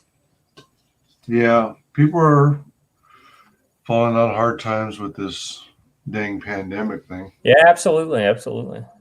I tell you, I've been very lucky. I think I've only had between in the campaign and then since then, I think I've only had, to include the original art tier, 3 refunds. That's impressive. 3 plus his, so 4. I think 4 refunds. So out of 100 or 360 something backer or something like that. Only 4 of them have refunded. So that's, I've been very fortunate. Yeah. This is literally your first camp, your first. Yeah, absolutely. This is my first go around. So I'm learning a lot of lessons. The next book is going to go much smoother. And it's going to be bigger. Oh, and by the way, I'm not, I've said this in the past for other folks. But the artist of the print right here that you can see, the artist right here, his name is Gabo Elias. He will be doing the art for the next book. Oh, really? Yeah. And his art is just fabulous. So, and that gritty style that you see that just goes so well in the print, I think that's going to be great throughout the entire book. He does weapons very well, good detail, but also good kind of, evocative expressions. If you go on his Instagram, he's got tons of like Stormtrooper, Boba Fett, and like Clone Wars stuff that he's drawn. He's super talented. So nice. That's pretty cool. Yeah. So he's going to be doing the art on the next book, and so I've already got the story plotted out. I haven't finished the script yet. But for the next book, the idea is it's going to be like a 2-part story. And so essentially 48 pages times 2. And, if I can, I want to get the whole thing made on the second campaign, and then just do like get the first one done as quickly as possible, do a 2-month break, and then do the second one. And if the campaign is big enough, like 50,000 or 75,000 or something like that, then I could do the whole 96 pages in one book. Oh my gosh, that would be cool. Yeah. It's going to be awesome. So, like I said, I've already got it plotted out. So I know 48 pages is not going to hold the story. And then in addition to that, I've got an ash can, a 20-page ash can that I've already got the pencils for. They're already done. It's written. It just needs to be colored. And Farrah's going to color, I think, over pencils. And depending on, so it would be, it wouldn't be inked. It would be pencils with like digital painting over it. So it'll be a really cool, different style from anything that I've been involved in. Actually, you know what? I can give you a sample of what that would look like from one of the characters. Cool. Let's see. Let me find it. I gotta put my reading glasses on, my old man glasses. I can't read the type is too small. Okay, Door Kickers. I'll let you know. I'll just share my screen here. Let's see. All right. So for anyone that doubts, let's see. Okay, so if you could share my screen. All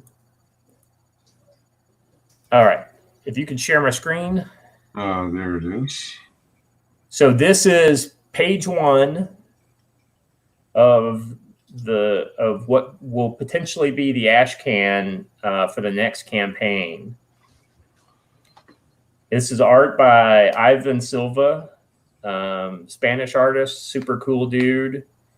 And the story is done. The pencils are all done. if we make enough money, we'll do the ash can. If we make enough more money, the ash can will be in color. And if we do it in color, let me show you what the that art would look like. Okay. Let me see.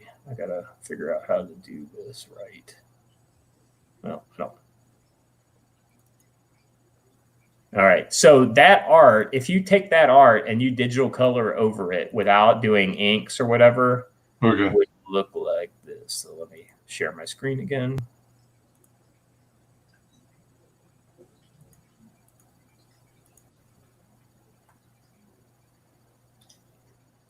Now this is a little low res, but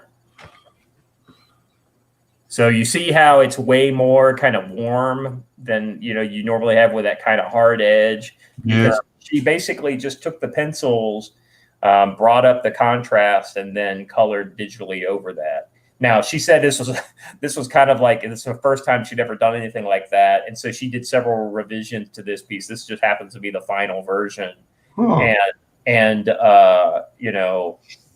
so this was the first time she'd ever done it, and it was kind of laborious, but I think it turned out awesome, and I can only imagine how awesome this book would be if we did the whole thing in that style. And so essentially we're looking at, for the next campaign, a potential of 116 pages in two, maybe three different books, three different books. Right on. Now, I mean, we have to get, it's kind of nice to tease people with that. Hopefully that kind of gets people amped up to buy into the campaign so that we can do these, more bigger projects. Mm-hmm. But ultimately, if we do 25,000 next time around, I would totally be happy with that. I would deliver an awesome book. It would have, some extras. It would have more than what we have now. And I think it will be a better experience than the first book, because, the idea is you want to just keep getting better and better. Mm-hmm. And then it would have a story that is going to continue into the next book. So it would be kind of like, tentative title for the book is Bad Medicine. So it'd be like Bad Medicine Part 1 and Bad Medicine Part 2 would be the two books. So do you envision Door Kickers culminating in a 3-issue story, or do you? No, I've got all kinds of ideas for Door Kickers, and I mean the sky's the limit. I've got a kind of final storyline in mind that could ultimately bring a culmination to this team's story, but not necessarily to these characters. And so, and I'm not sure where they're going to go from there, but I can see a culmination to the Door Kickers larger storyline, but I mean, who knows? Maybe that takes 10 books to get to, maybe it takes 5 years to get through all those books. Right. So wouldn't it be awesome if it was a TV show? Oh yeah, for sure. For sure. I'd love to be able to watch Door Kickers on Netflix someday. Yeah, definitely a possibility, for sure. Yeah, I mean, crazier things have happened. Yeah. Man, this is very, very cool. I'm definitely gonna revisit this some more. I actually have I've got multiple web browsers open, and on one of my browsers, I think it's on Opera. Yeah, because I use Chrome for streaming. So Opera, I've probably got 20 or 30 tabs open that are open to all these different Indiegogo campaigns that I need to look at again to see if they've added new backing levels. Well, I tell you, So I've been pitching Door Kickers the whole time. Clearly, I want people to go also check out Peregrine. I know you had Piper on the other day to talk about that campaign. Great campaign. If you like superheroes, I totally recommend it. I mean, how could it get any better? I'm writing it, you know. But the thing I'd really like to do is call out two campaigns that I've known about forever, and that's Eric Weathers' Battle Brick Road. That thing looks amazing. It's got a great kick to it, great hook to it. You know, the militant, post-apocalyptic, you know, Alice in Wonderland. And then the other one, let me find it because I don't want to give bad information out. Oh, yeah. I'm definitely interested in Battle Brick Road, too. Let me pull that one up. I already had it on my open. We are $15 away from 40,000 on Peregrine, by the way. Oh man, I know, $15. Somebody out there, you know, here in the sound of my voice, please buy it, please. I'm surprised it hasn't been hit by now. Because I thought as soon as you guys announced that you were only 15 away, that someone would scoop that. Yeah, I know, right? Just to be the person that put it. But no, the other one I want to talk about that I think just looks amazing. I don't know a lot about it as far as the backstory or any of that kind of stuff. This is almost entirely based on the art that I've seen. Is the Lucent? I think Lucent, yeah. I think that looks amazing. I love the color palette that they're using. I love the art. It's very detailed. The cityscape on that first 2-page spread is amazing. You know, all the other art is solid. Storytelling looks good. You know, I want to know more about this world. There's some like effects that are going on that aren't explained. You know, the campaign looks pro.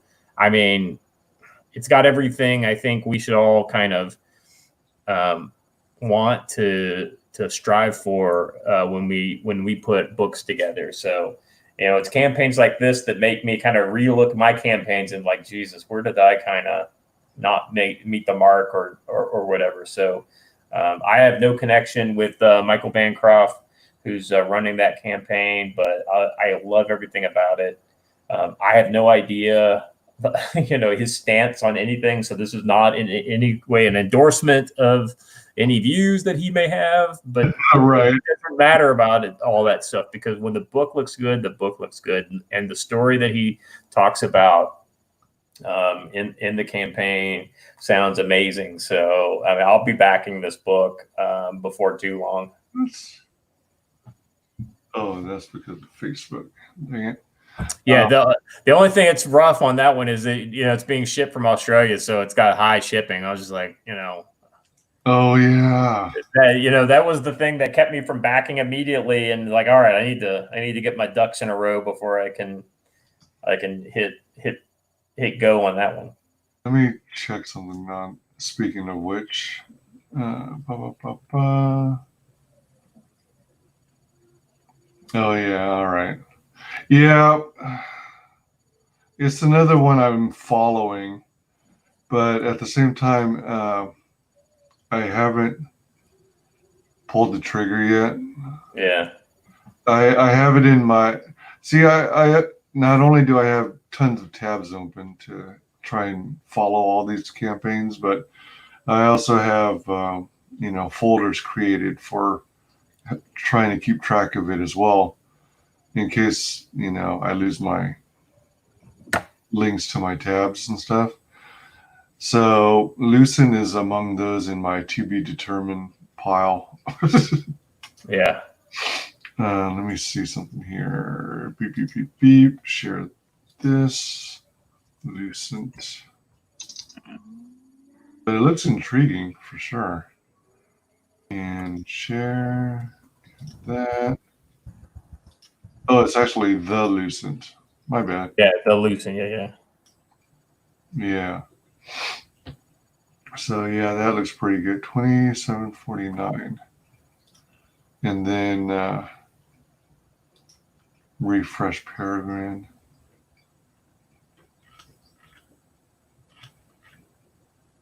Oh my gosh, it's still $15 away. Oh man. And did you know I was the one who kept bugging Optimus Pops, Judge Optimus, to get the best Preston original painting on the campaign, and then come to find out that it's out of my budget range because I was hoping to scoop that up before anyone grabbed it. Funny stuff. Yeah.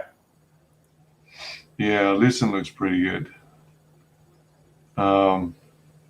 Let's see. All right. That. Were there any other updates to your campaign of Door Kickers that you wanted to share that isn't spoiler in nature? Well, I mean, I don't know. I mean, or has it already all been covered? Well, most of it's been covered. You know, the big thing is just I'm so proud that we're finally getting to print. You know, as I get things in physically, I'm going to be sharing. Like when I get my stack of Gemini mailers in, I'll probably share that. I got a picture I took this afternoon of the sticker, the bookmark, and the poster all like laid out on the floor. So I'm going to be posting that to Twitter probably this evening. So the idea is just to kind of keep people informed. As far as so I've got my social media. I hope that people will check out. That's M. Scott McCullough on Twitter with no H on the end. And then on Instagram, it's M. Scott McCullough with the H on the end. Twitter ran out of characters on Twitter. Yeah. And so on Instagram, I post a lot on Instagram. The audience on Instagram tends to be different than the audience on Twitter. So sometimes I'll kind of like post stuff a little earlier on Instagram because, you know, it's like I know that I should hold something back, but I want to share it. So it kind of lets me share it with that group and you know, kind of keeps it out of the mainstream of the, you know, it just because it kind of, now that being said, I let people know freely where I am on Instagram. So if you want to see the stuff on social media first, probably Instagram before Twitter for most of the artwork. But that being said, the absolute first place to see stuff will be, as far as new content, new artwork, things like that, going forward will be my mailing list. And so to that end, I've got the original mailing list. If you signed up for the Door Kickers mailing list, you are getting transferred over to the DKRS Productions mailing list.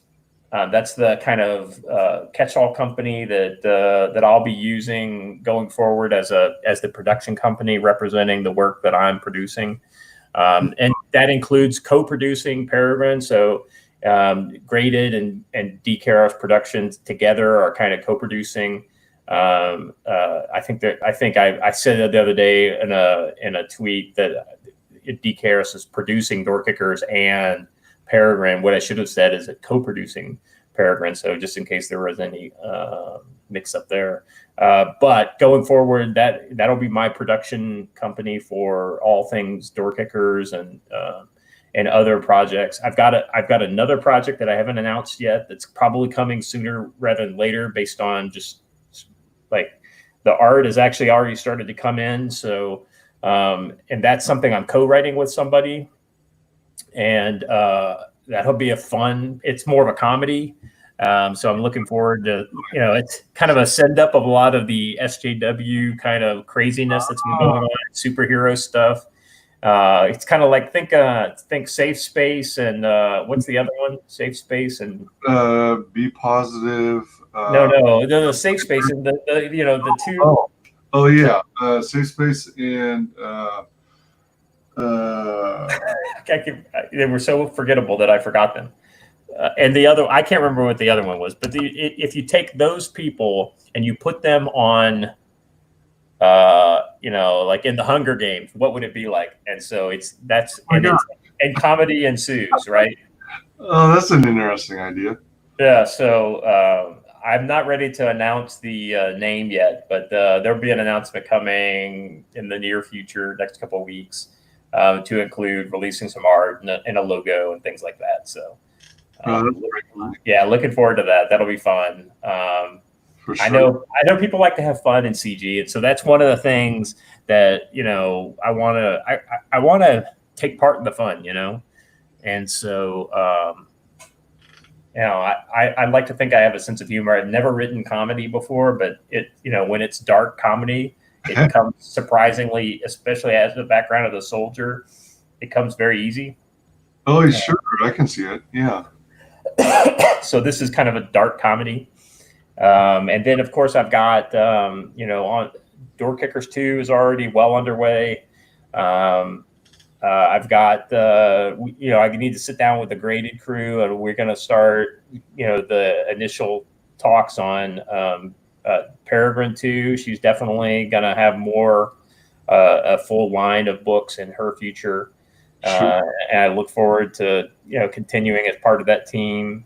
And then I've got a spinoff that I've proposed. I mean, it's not locked in stone yet, but I think there's no big issues with it. That I've been kind of testing images out on social media, like concept images for a spinoff for the villain from Peregrine.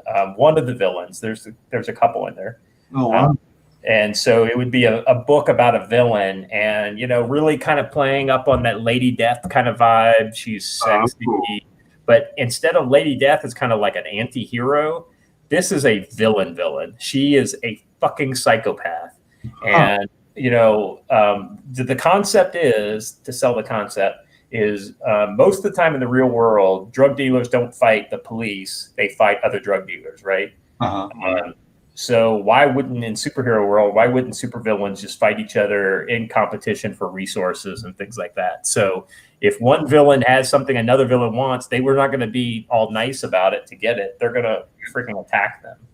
And so that's the kind of hook for this story. And the proposed title is Necrosia. That's the character's name.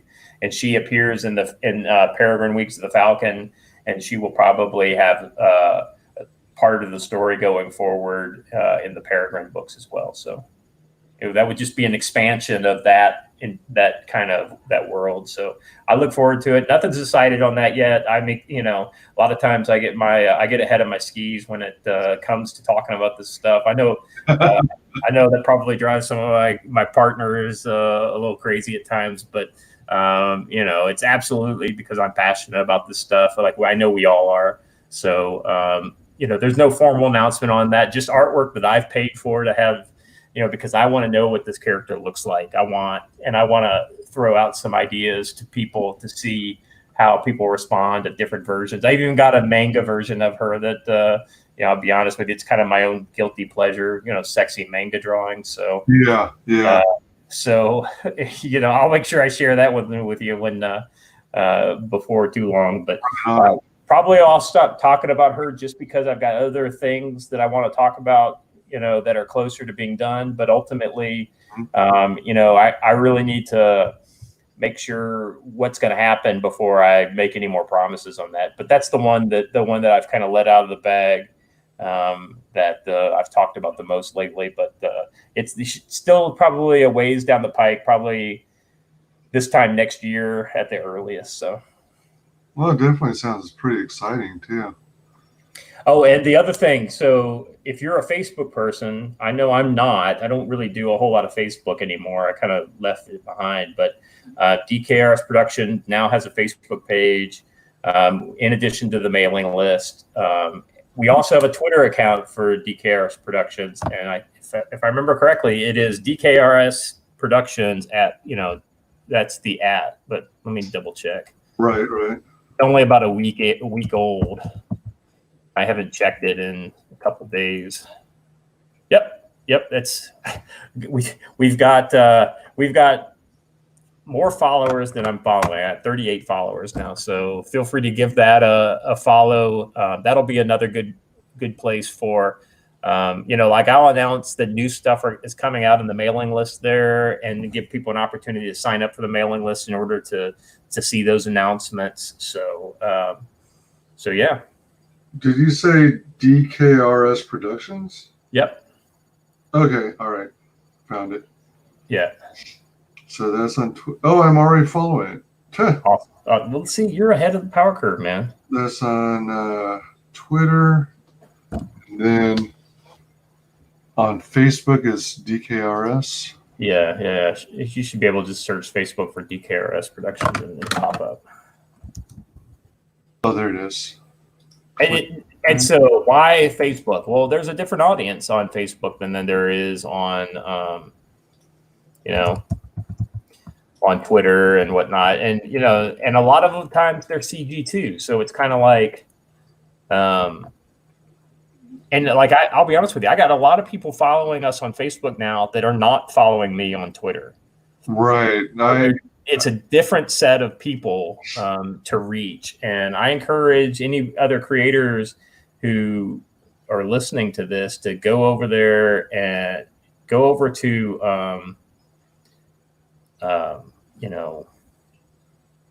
Facebook and create, a Facebook page for your identity, your brand identity, and to, consider starting a Facebook group that you can use as a way to get the word out to a different group of people. And there's a lot of comics book groups over there. And while I haven't put the time and attention into it that I need to going forward, I probably will, just so, like I said, I want to leave no stone unturned. And there may be some like anti-CG haters over there that aren't into our books. Well, that's fine. You don't have to be into ComicsGate. If you buy comics, I want you to see my books so that you can decide that you don't like it because you don't like the fact that Peregrine's boobs are too big, or you don't like the fact that, I don't like military stuff. There's too much violence. Okay, well, then you're probably not the right person for my book, whether you're a SJW or not.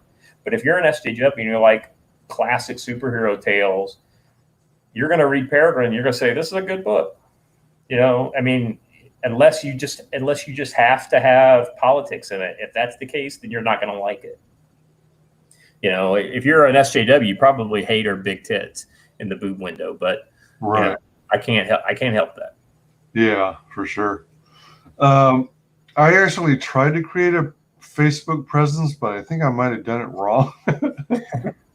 I might have to seek out your advice on how to do it properly. Well, the good news is I'm actually a Army Public Affairs officer, so I'm kind of an expert at the social media stuff. So that has helped I'll be honest with you, I've had success where other people have not had success, and some of it is due to just some of the stuff I know as far as communication strategies and whatnot. Right. Yeah, because when it comes to actually creating an official business-based page on Facebook, I really don't know what the hell I'm doing. Yeah, I'll be honest with you. I've created a few official pages, but for the most part, they've been government organization pages. So this is a little different, but it was pretty straightforward. And yeah. I'm seeing an option now that if I pull up my I guess it's more of a profile now.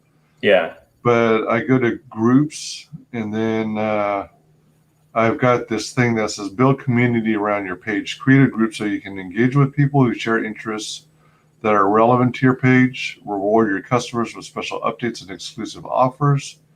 Understand your audience by creating a space for them to ask questions and share feedback. Okay, so if you open your Facebook page, you see at the blue bar at the top, and you've got towards one side, you've got the search bar, and then the next thing over going from left to right, you've got your name and your little icon at the top, right? Yeah. Then you've got home next to that. Yeah. And then you've got create, right? Uh-huh. Okay, if you click on create, and then you see the list, page, add, group, event.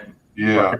Okay. If you pick page, that'll give you the option to create a page. And and that's essentially, and then it'll ask you, well, what kind of organization is it?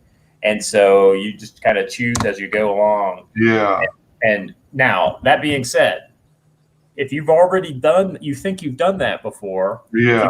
far right, you see that little down arrow, the little bitty one in the blue? Yeah. Click on that. Uh-huh. Do you see where it says your pages? Yeah. Do you see a page under there that you created in the past? Yeah, I actually have 4 of them. So you've done this in the past then, and that's how you get to those pages. Yeah. So, I mean, does that mean I might have done it right? Yeah, you just may not know how to get back to it. Yeah, I mean, it feels like it feels kind of roundabout, like cumbersome. But I don't know, maybe I'm just viewing this in the wrong light. But I can't even clearly see just how many people are following or liking my page. Oh, there it is. Duh. 79 followers. So so there you go. 50 post reach this week. 16 video views this week. 78 people like this in our community. 79 people follow this. So I guess I have a proper page. Sounds like you do. It's just that I thought that, well, I'm not viewing it from the perspective of an outsider. But yeah. Well, see, that's just it. I mean, if you were to log off of your profile that's not attached to those, you would see it would look differently. Yeah, that's true too. Okay. Yeah, I'll have to spend more time playing around with it because I've also not given it enough attention as of late. Yeah. All right. Let's see. And then we got door kickers.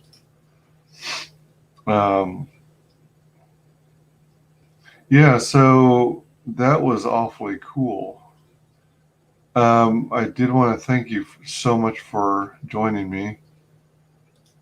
Hey, no problem, man. I appreciate, whether it's a big channel like Ethan's or a small one like yours. I always want to come and tell people about the book, even if it gets one new customer from it's totally worth it, And the other thing, this is the last thing I guess I could leave you with would be my advice to other creators who maybe were where I was a year ago, is to, don't overlook any opportunity to tell people about your project. And going on smaller channels is important. And the reason why is this gives you the opportunity to talk about and craft your message. How do I want to sell my my project? Because the first part of having a great project is to have a great looking product. But if you have 2 great looking projects, but one guy is out there selling it and he's practiced his message and he's really honed his delivery of that book, he's going to do better than the guy who just basically posts a great looking book and then just kind of, tweets it out once a week and then that's it. You don't want to burn yourself out going on too many programs or anything like that, but don't hesitate to get on some of the smaller channels in order to practice, so that when you get the opportunity to come onto a big channel like John Malin's or Anna's, like we got to do the other night for Peregrine, or EBS's channel, you're ready to go because you've been on 15, 20 other smaller channels practicing, explaining, pitching your wares. So yeah, we were so fortunate that Anna reached out to us. We're all fans of hers, and she's had some tough times lately, and I support her. I don't necessarily agree with her on everything, but she's never done anything but be nice to me and be kind to the people that I'm close to within CG. So I've got nothing against her or any of the people that may not see eye to eye with her. So I was so glad to be able to come on to her show and pitch Peregrine to her audience. We had about 36,000 when we went on her show, and now we're scratching at 40,000. So, clearly her show had an impact on our sales, and I hope we can. I told her, I was like, listen, I told her live on her stream, I was like, hey, we'd love to come back in a month or two when we've got a lot of color pages to show, because the colorist is just now getting into it, and she told us that was more than fine. So I look forward to coming back on her program. Nice. It's when somebody like her, or when Ethan was really complimenting the art and complimenting the book overall, that's something that you never expect. You don't expect people like that are well known within the community to embrace your project. If they do, that's great, but they don't owe that to us. And when they do it without us basically asking for them to do, because like Ethan, I've probably asked him 5 different times, hey, I'd love to be able to come on and pitch this book, but he's busy. I can only imagine what his DMs look like. So he probably doesn't have time. He probably doesn't catch my DMs. I'm not like particularly close with him. I know people who are close with him. Eric is a friend, so sometimes I try to pass messages through friends, but ultimately I don't try to abuse my relationships like that. I like it better when people find my stuff organically, and with DoorKickers and with Peregrine, we've really put out a quality product, and we've kind of sowed the seeds, and now we're letting them sprout their fruit. And so when it comes up and Ethan looks at it and he goes gaga for it, when Anna comes out of the blue and contacts me and say, hey, I love your book, I'd love for you to come on my channel with your team and tell me more about it, because I'm nosy and I have a lot of questions. So I mean, that is just such a great feeling as a creator. And the other thing that's a great feeling is when just regular people buy your book. I'm passionate about what I create because it has something special for me. Mm-hmm. But you never expect that to resonate with anybody else. It's kind of like, well, you're just, I want to work hard on this project, and if anybody else likes it, then I'm just lucky, and I'm grateful. But ultimately, you never expect them to like it. That's the problem with guys like Preston Poulter and JDA. They expect people to like their stuff, and when they don't, they get offended. Oh yeah. I'm shocked that anybody likes my stuff. I mean, your mom or your dad may say, oh yeah, that's great, Scott, good work, but that's about the only people that I expect in my life to truly support creative works that I do. When strangers come out of the blue and contact me and say, man, I read your DoorKickers preview, man, I was rolling my eyes at first, but man, when I read it, you were totally, accurate, and it was way better than anything I've read recently. I was a deployed veteran back in Iraq in the 10 years ago, and I thought it was awesome. When somebody like that reaches out to me and gives me that kind of feedback, it fucking makes my day, man. So that's why I come into this business, not because I want to get rich. I'd love to get rich, but if I continue just to break even, then my wife will let me continue to play with comics. So as soon as it starts costing me money, that's when my wife is going to tell me, all right, you need to pack it in. So until then, I'm going to keep working on these things. That was actually one of the questions I was curious about. How, in general, how does your family and maybe friends feel about your projects? I mean, do you share it with them, and are they all excited about it, or? I mean, outside of my immediate family, like my daughters and my wife, I mean, I don't really share it, go out of my way to share it with, like, for instance, when I created the DKRS Productions page, one of the options they gave you was to share it with all your Facebook friends. And I don't have a ton of Facebook friends, but I think I have like 500. But most of those are like people I know in real life, like, friends of my parents, family members of mine, things like that. I declined to share it with them because, part of it is I don't want people to buy it to back something because, oh, well, Scott McCullough's doing this. He's a good person. I'm going to back, his project. It's only $25 plus $10 shipping, and they get it. And they don't know what to do with this thing. They're not going to read it. And, maybe they give it to a cousin of theirs or something like that. Oh, if I'm lucky, I was more likely it's going to end up at, in the Goodwill bin in a year or two. I'm not interested in selling books like that. I want to sell it I want to reach out to people who may like the stuff. Like, I don't really mention it at work that much.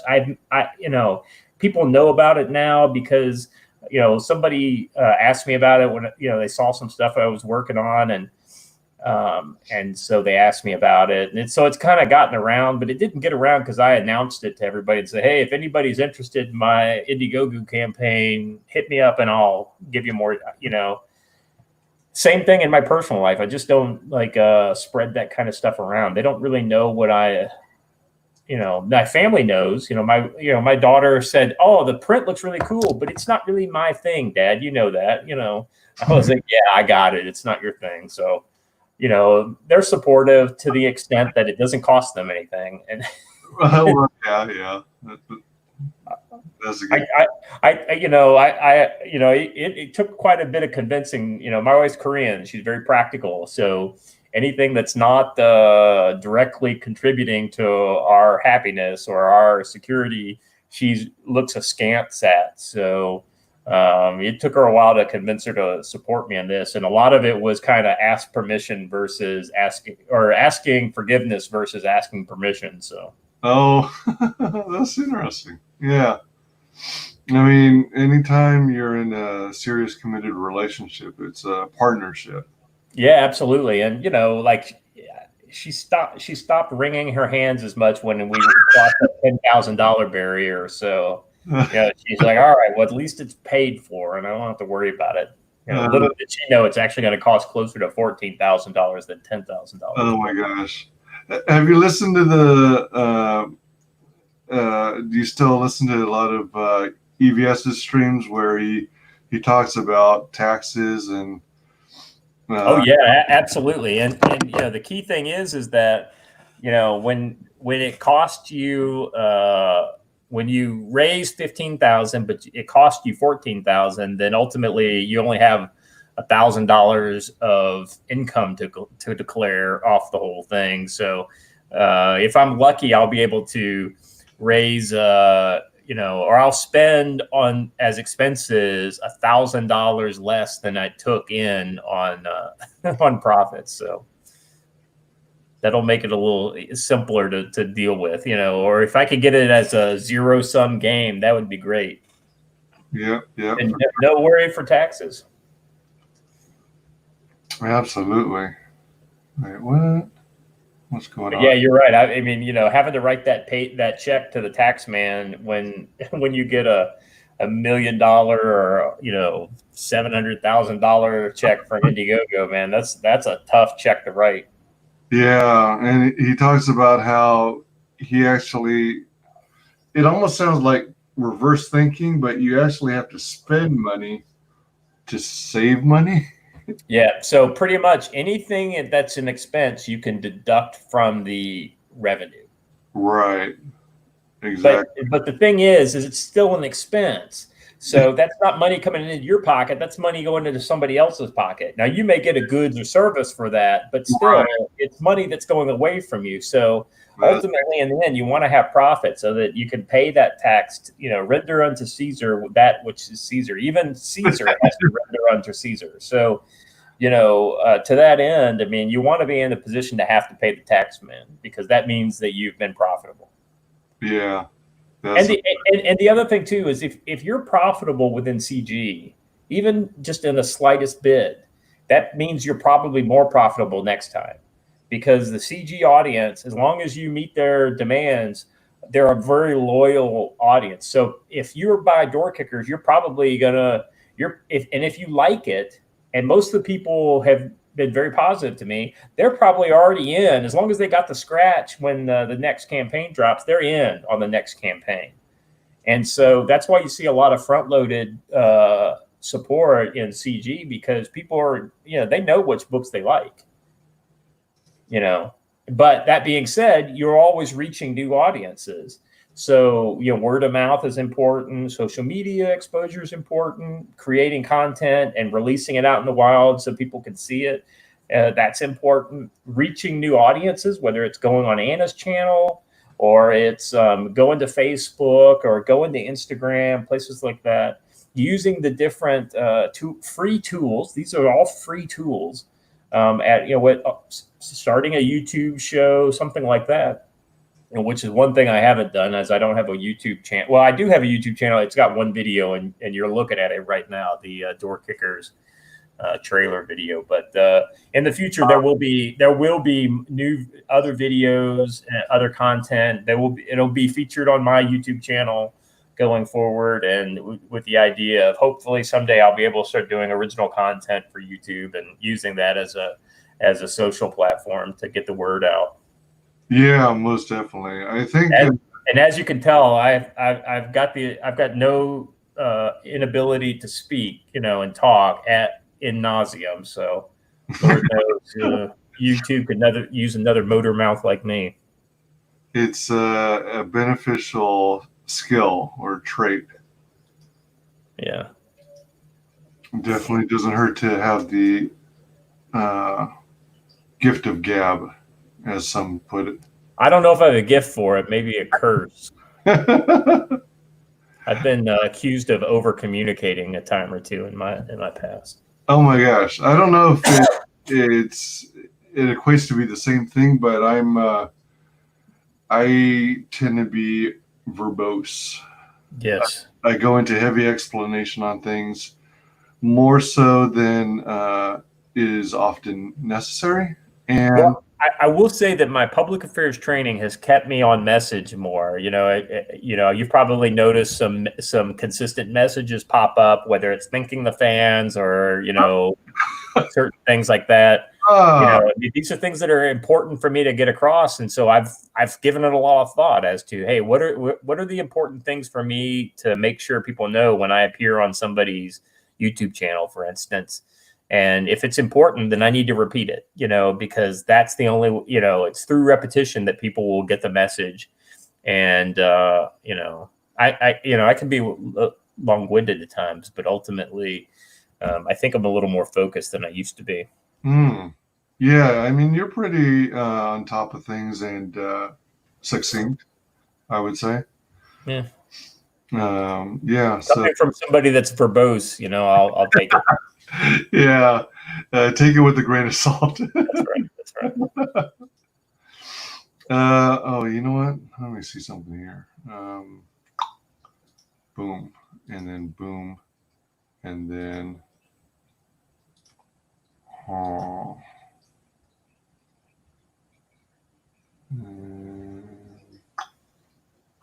where am I? I'm over there.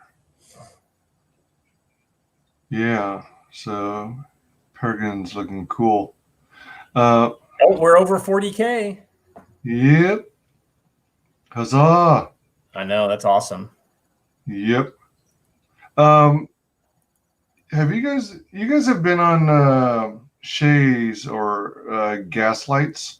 I was on her. I was on there by myself with her. I don't know. I'm sure that probably either Piper or one of those other guys have probably been on too, but we haven't been on together. Oh, okay. Yeah, because sometimes she works with CG creators, and if there's a project she's really passionate about, she'll try and cosplay.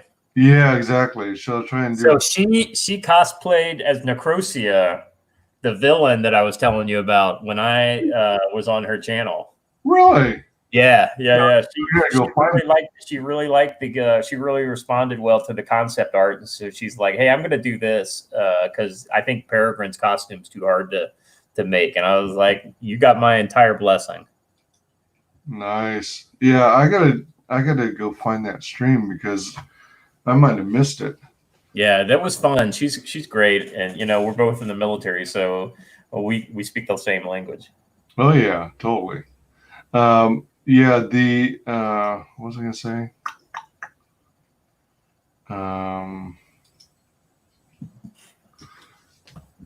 Yeah, she's also done, Tug's project. That was that. I thought that cosplay was really clever too. The Umbrella Girl. Yeah, she did Lug, little Umbrella Girl. That was cute.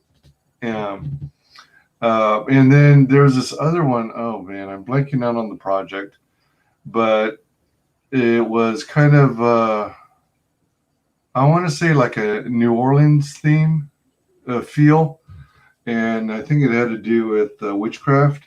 Mm. So one of the characters in that book was had this hat with like a skull on it, and they posted it as a tier, promotional tier. So you get the book and the custom made, one of a kind cosplay hat. Oh, that's cool. Yeah, so I wonder if she might consider doing something for Peregrine or for Door Kickers.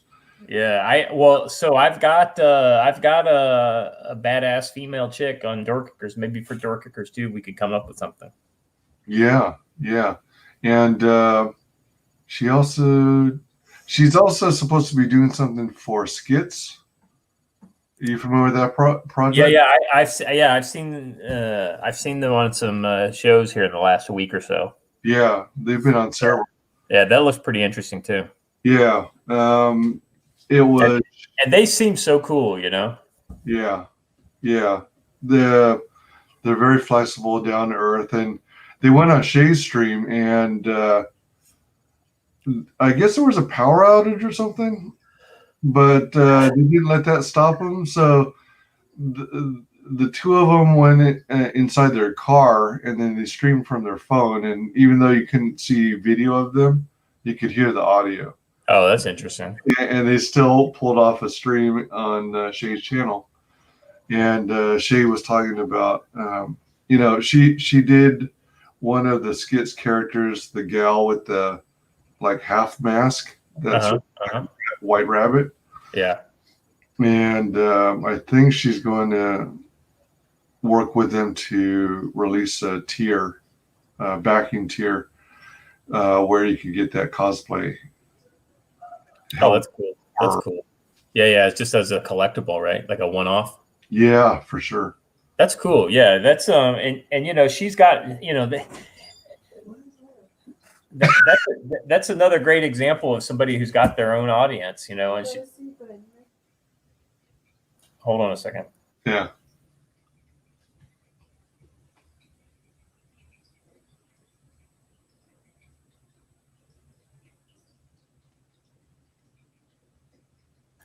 Sorry about that. Not a problem. I gotta wrap it up soon. Yeah, for sure. Yeah, I figured that earlier. I thought we were going to wrap it up. I know. Yeah, we just kept on going, right? Yeah. It seems like what normally happens is people are good and disciplined about what the on-air piece, right? And they stop it, but then so okay, we're off the air, and then you keep talking for like another hour or whatever afterwards. Sometimes the best stuff happens afterwards, and you're like, wait a second, when you're thinking about 3 hours later, I can't remember what I talked to Anna about on the stream versus what we talked about for the hour afterwards off the stream, and so yeah, it's pretty funny. Those are moments where I wish I could have captured that, like when I had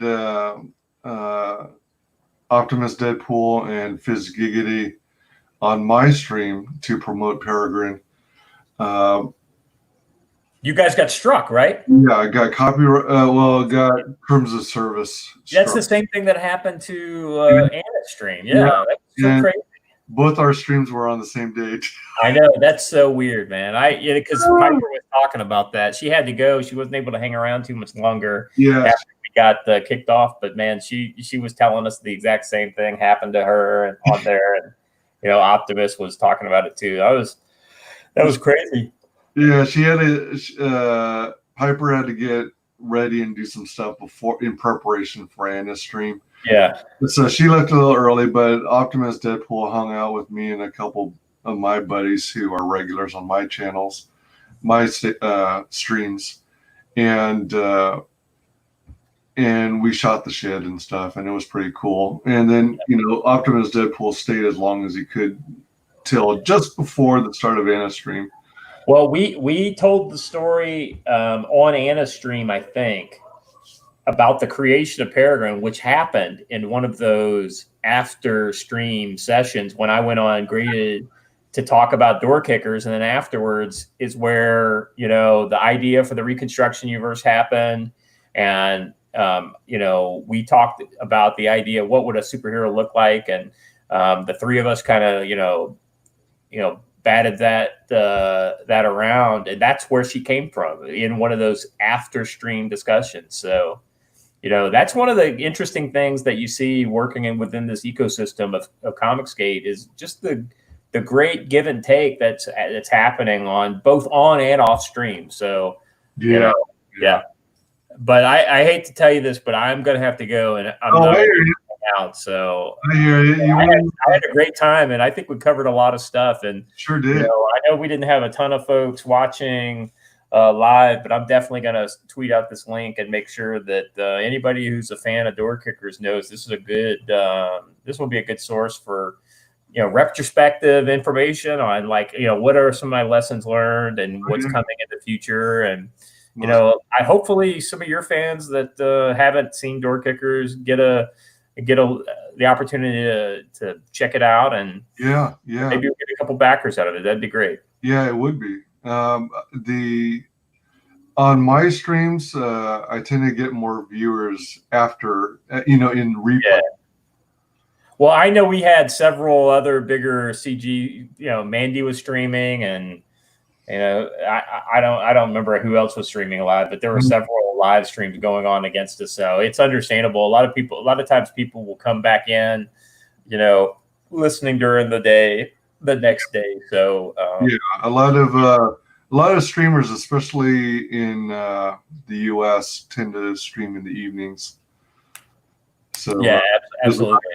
And there's the whole international crowd too that catches them at different times. So yeah, that's why CG UK tends to broadcast, I think, in the US's mornings. Yeah, mornings or afternoon. Yeah. Because they're what, 6 hours, 7 hours? Well, I'm in the East Coast, Eastern time zone, and they're 5 hours from me. Okay, so it's 7 for me here in the Mountain Time. So yeah. Now, stupid fly. Yeah, so tell everyone, please, how they can get a hold of you once more. So Twitter and Instagram, M. Scott McCullough. Twitter for DKRS Productions. Facebook for DKRS Productions. DKRS, like Door Kickers without the vowels, right? Right. And then we do have a mailing list. I'm probably within the next couple of days, I'll tweet that out. Or if you go to our Facebook page, it's on the one of the posts. We haven't posted a whole lot, so it's easy to find. Because we're still kind of growing that community over there. We just got 100 followers on Facebook, so help us grow that if you're a Facebook person. I know I'm not, but I know a lot of people are. So actually, 2 billion people are. So, oh yeah, I want each one of those 2 billion people to be able to buy Door Kickers. So that's the plan. So, but yeah, that's the best way to get a hold of me. And the mailing list will be going forward, where you'll see the more exclusive stuff first. You know, and the one thing about the mailing list, I'm not giving my mailing list to anybody else. The only way to get on my mailing list is by backing one of my projects or signing up directly. If you don't want to be on the mailing list, just go to the bottom of the emailer and unsubscribe. It's super easy. Oh, cool. And I'm not going to mail more than once a week, and probably more like once a month. Because I don't want to like inundate people with spam. The closer we get to a project, the more email you may see. So, and if you don't like anything you see from me, hit me up either publicly or on DMs on Twitter. That's the easiest way to get a hold of me, or doorkickers.comics@gmail.com. So, all right, awesome. Yeah, and you can find me on Twitter at WyzGyz Tweets. and on YouTube under WyzGyz Entertainment. I'm slowly expanding into. We'll get you up on Facebook before long here. Yeah, I mean, do a search on Facebook and see if it even looks like a real group to you, because I basically use it as another way to spam promotions and books I'm backing and things like that. Yeah, absolutely. I'll definitely check it out, and I'll join up over there. Yeah, I appreciate it. All right. Well, thanks everyone for joining in the chat. Please like, comment, and subscribe to all of our channels. And you all have a great night. Take care now. Yeah, Bye. take care. Bye.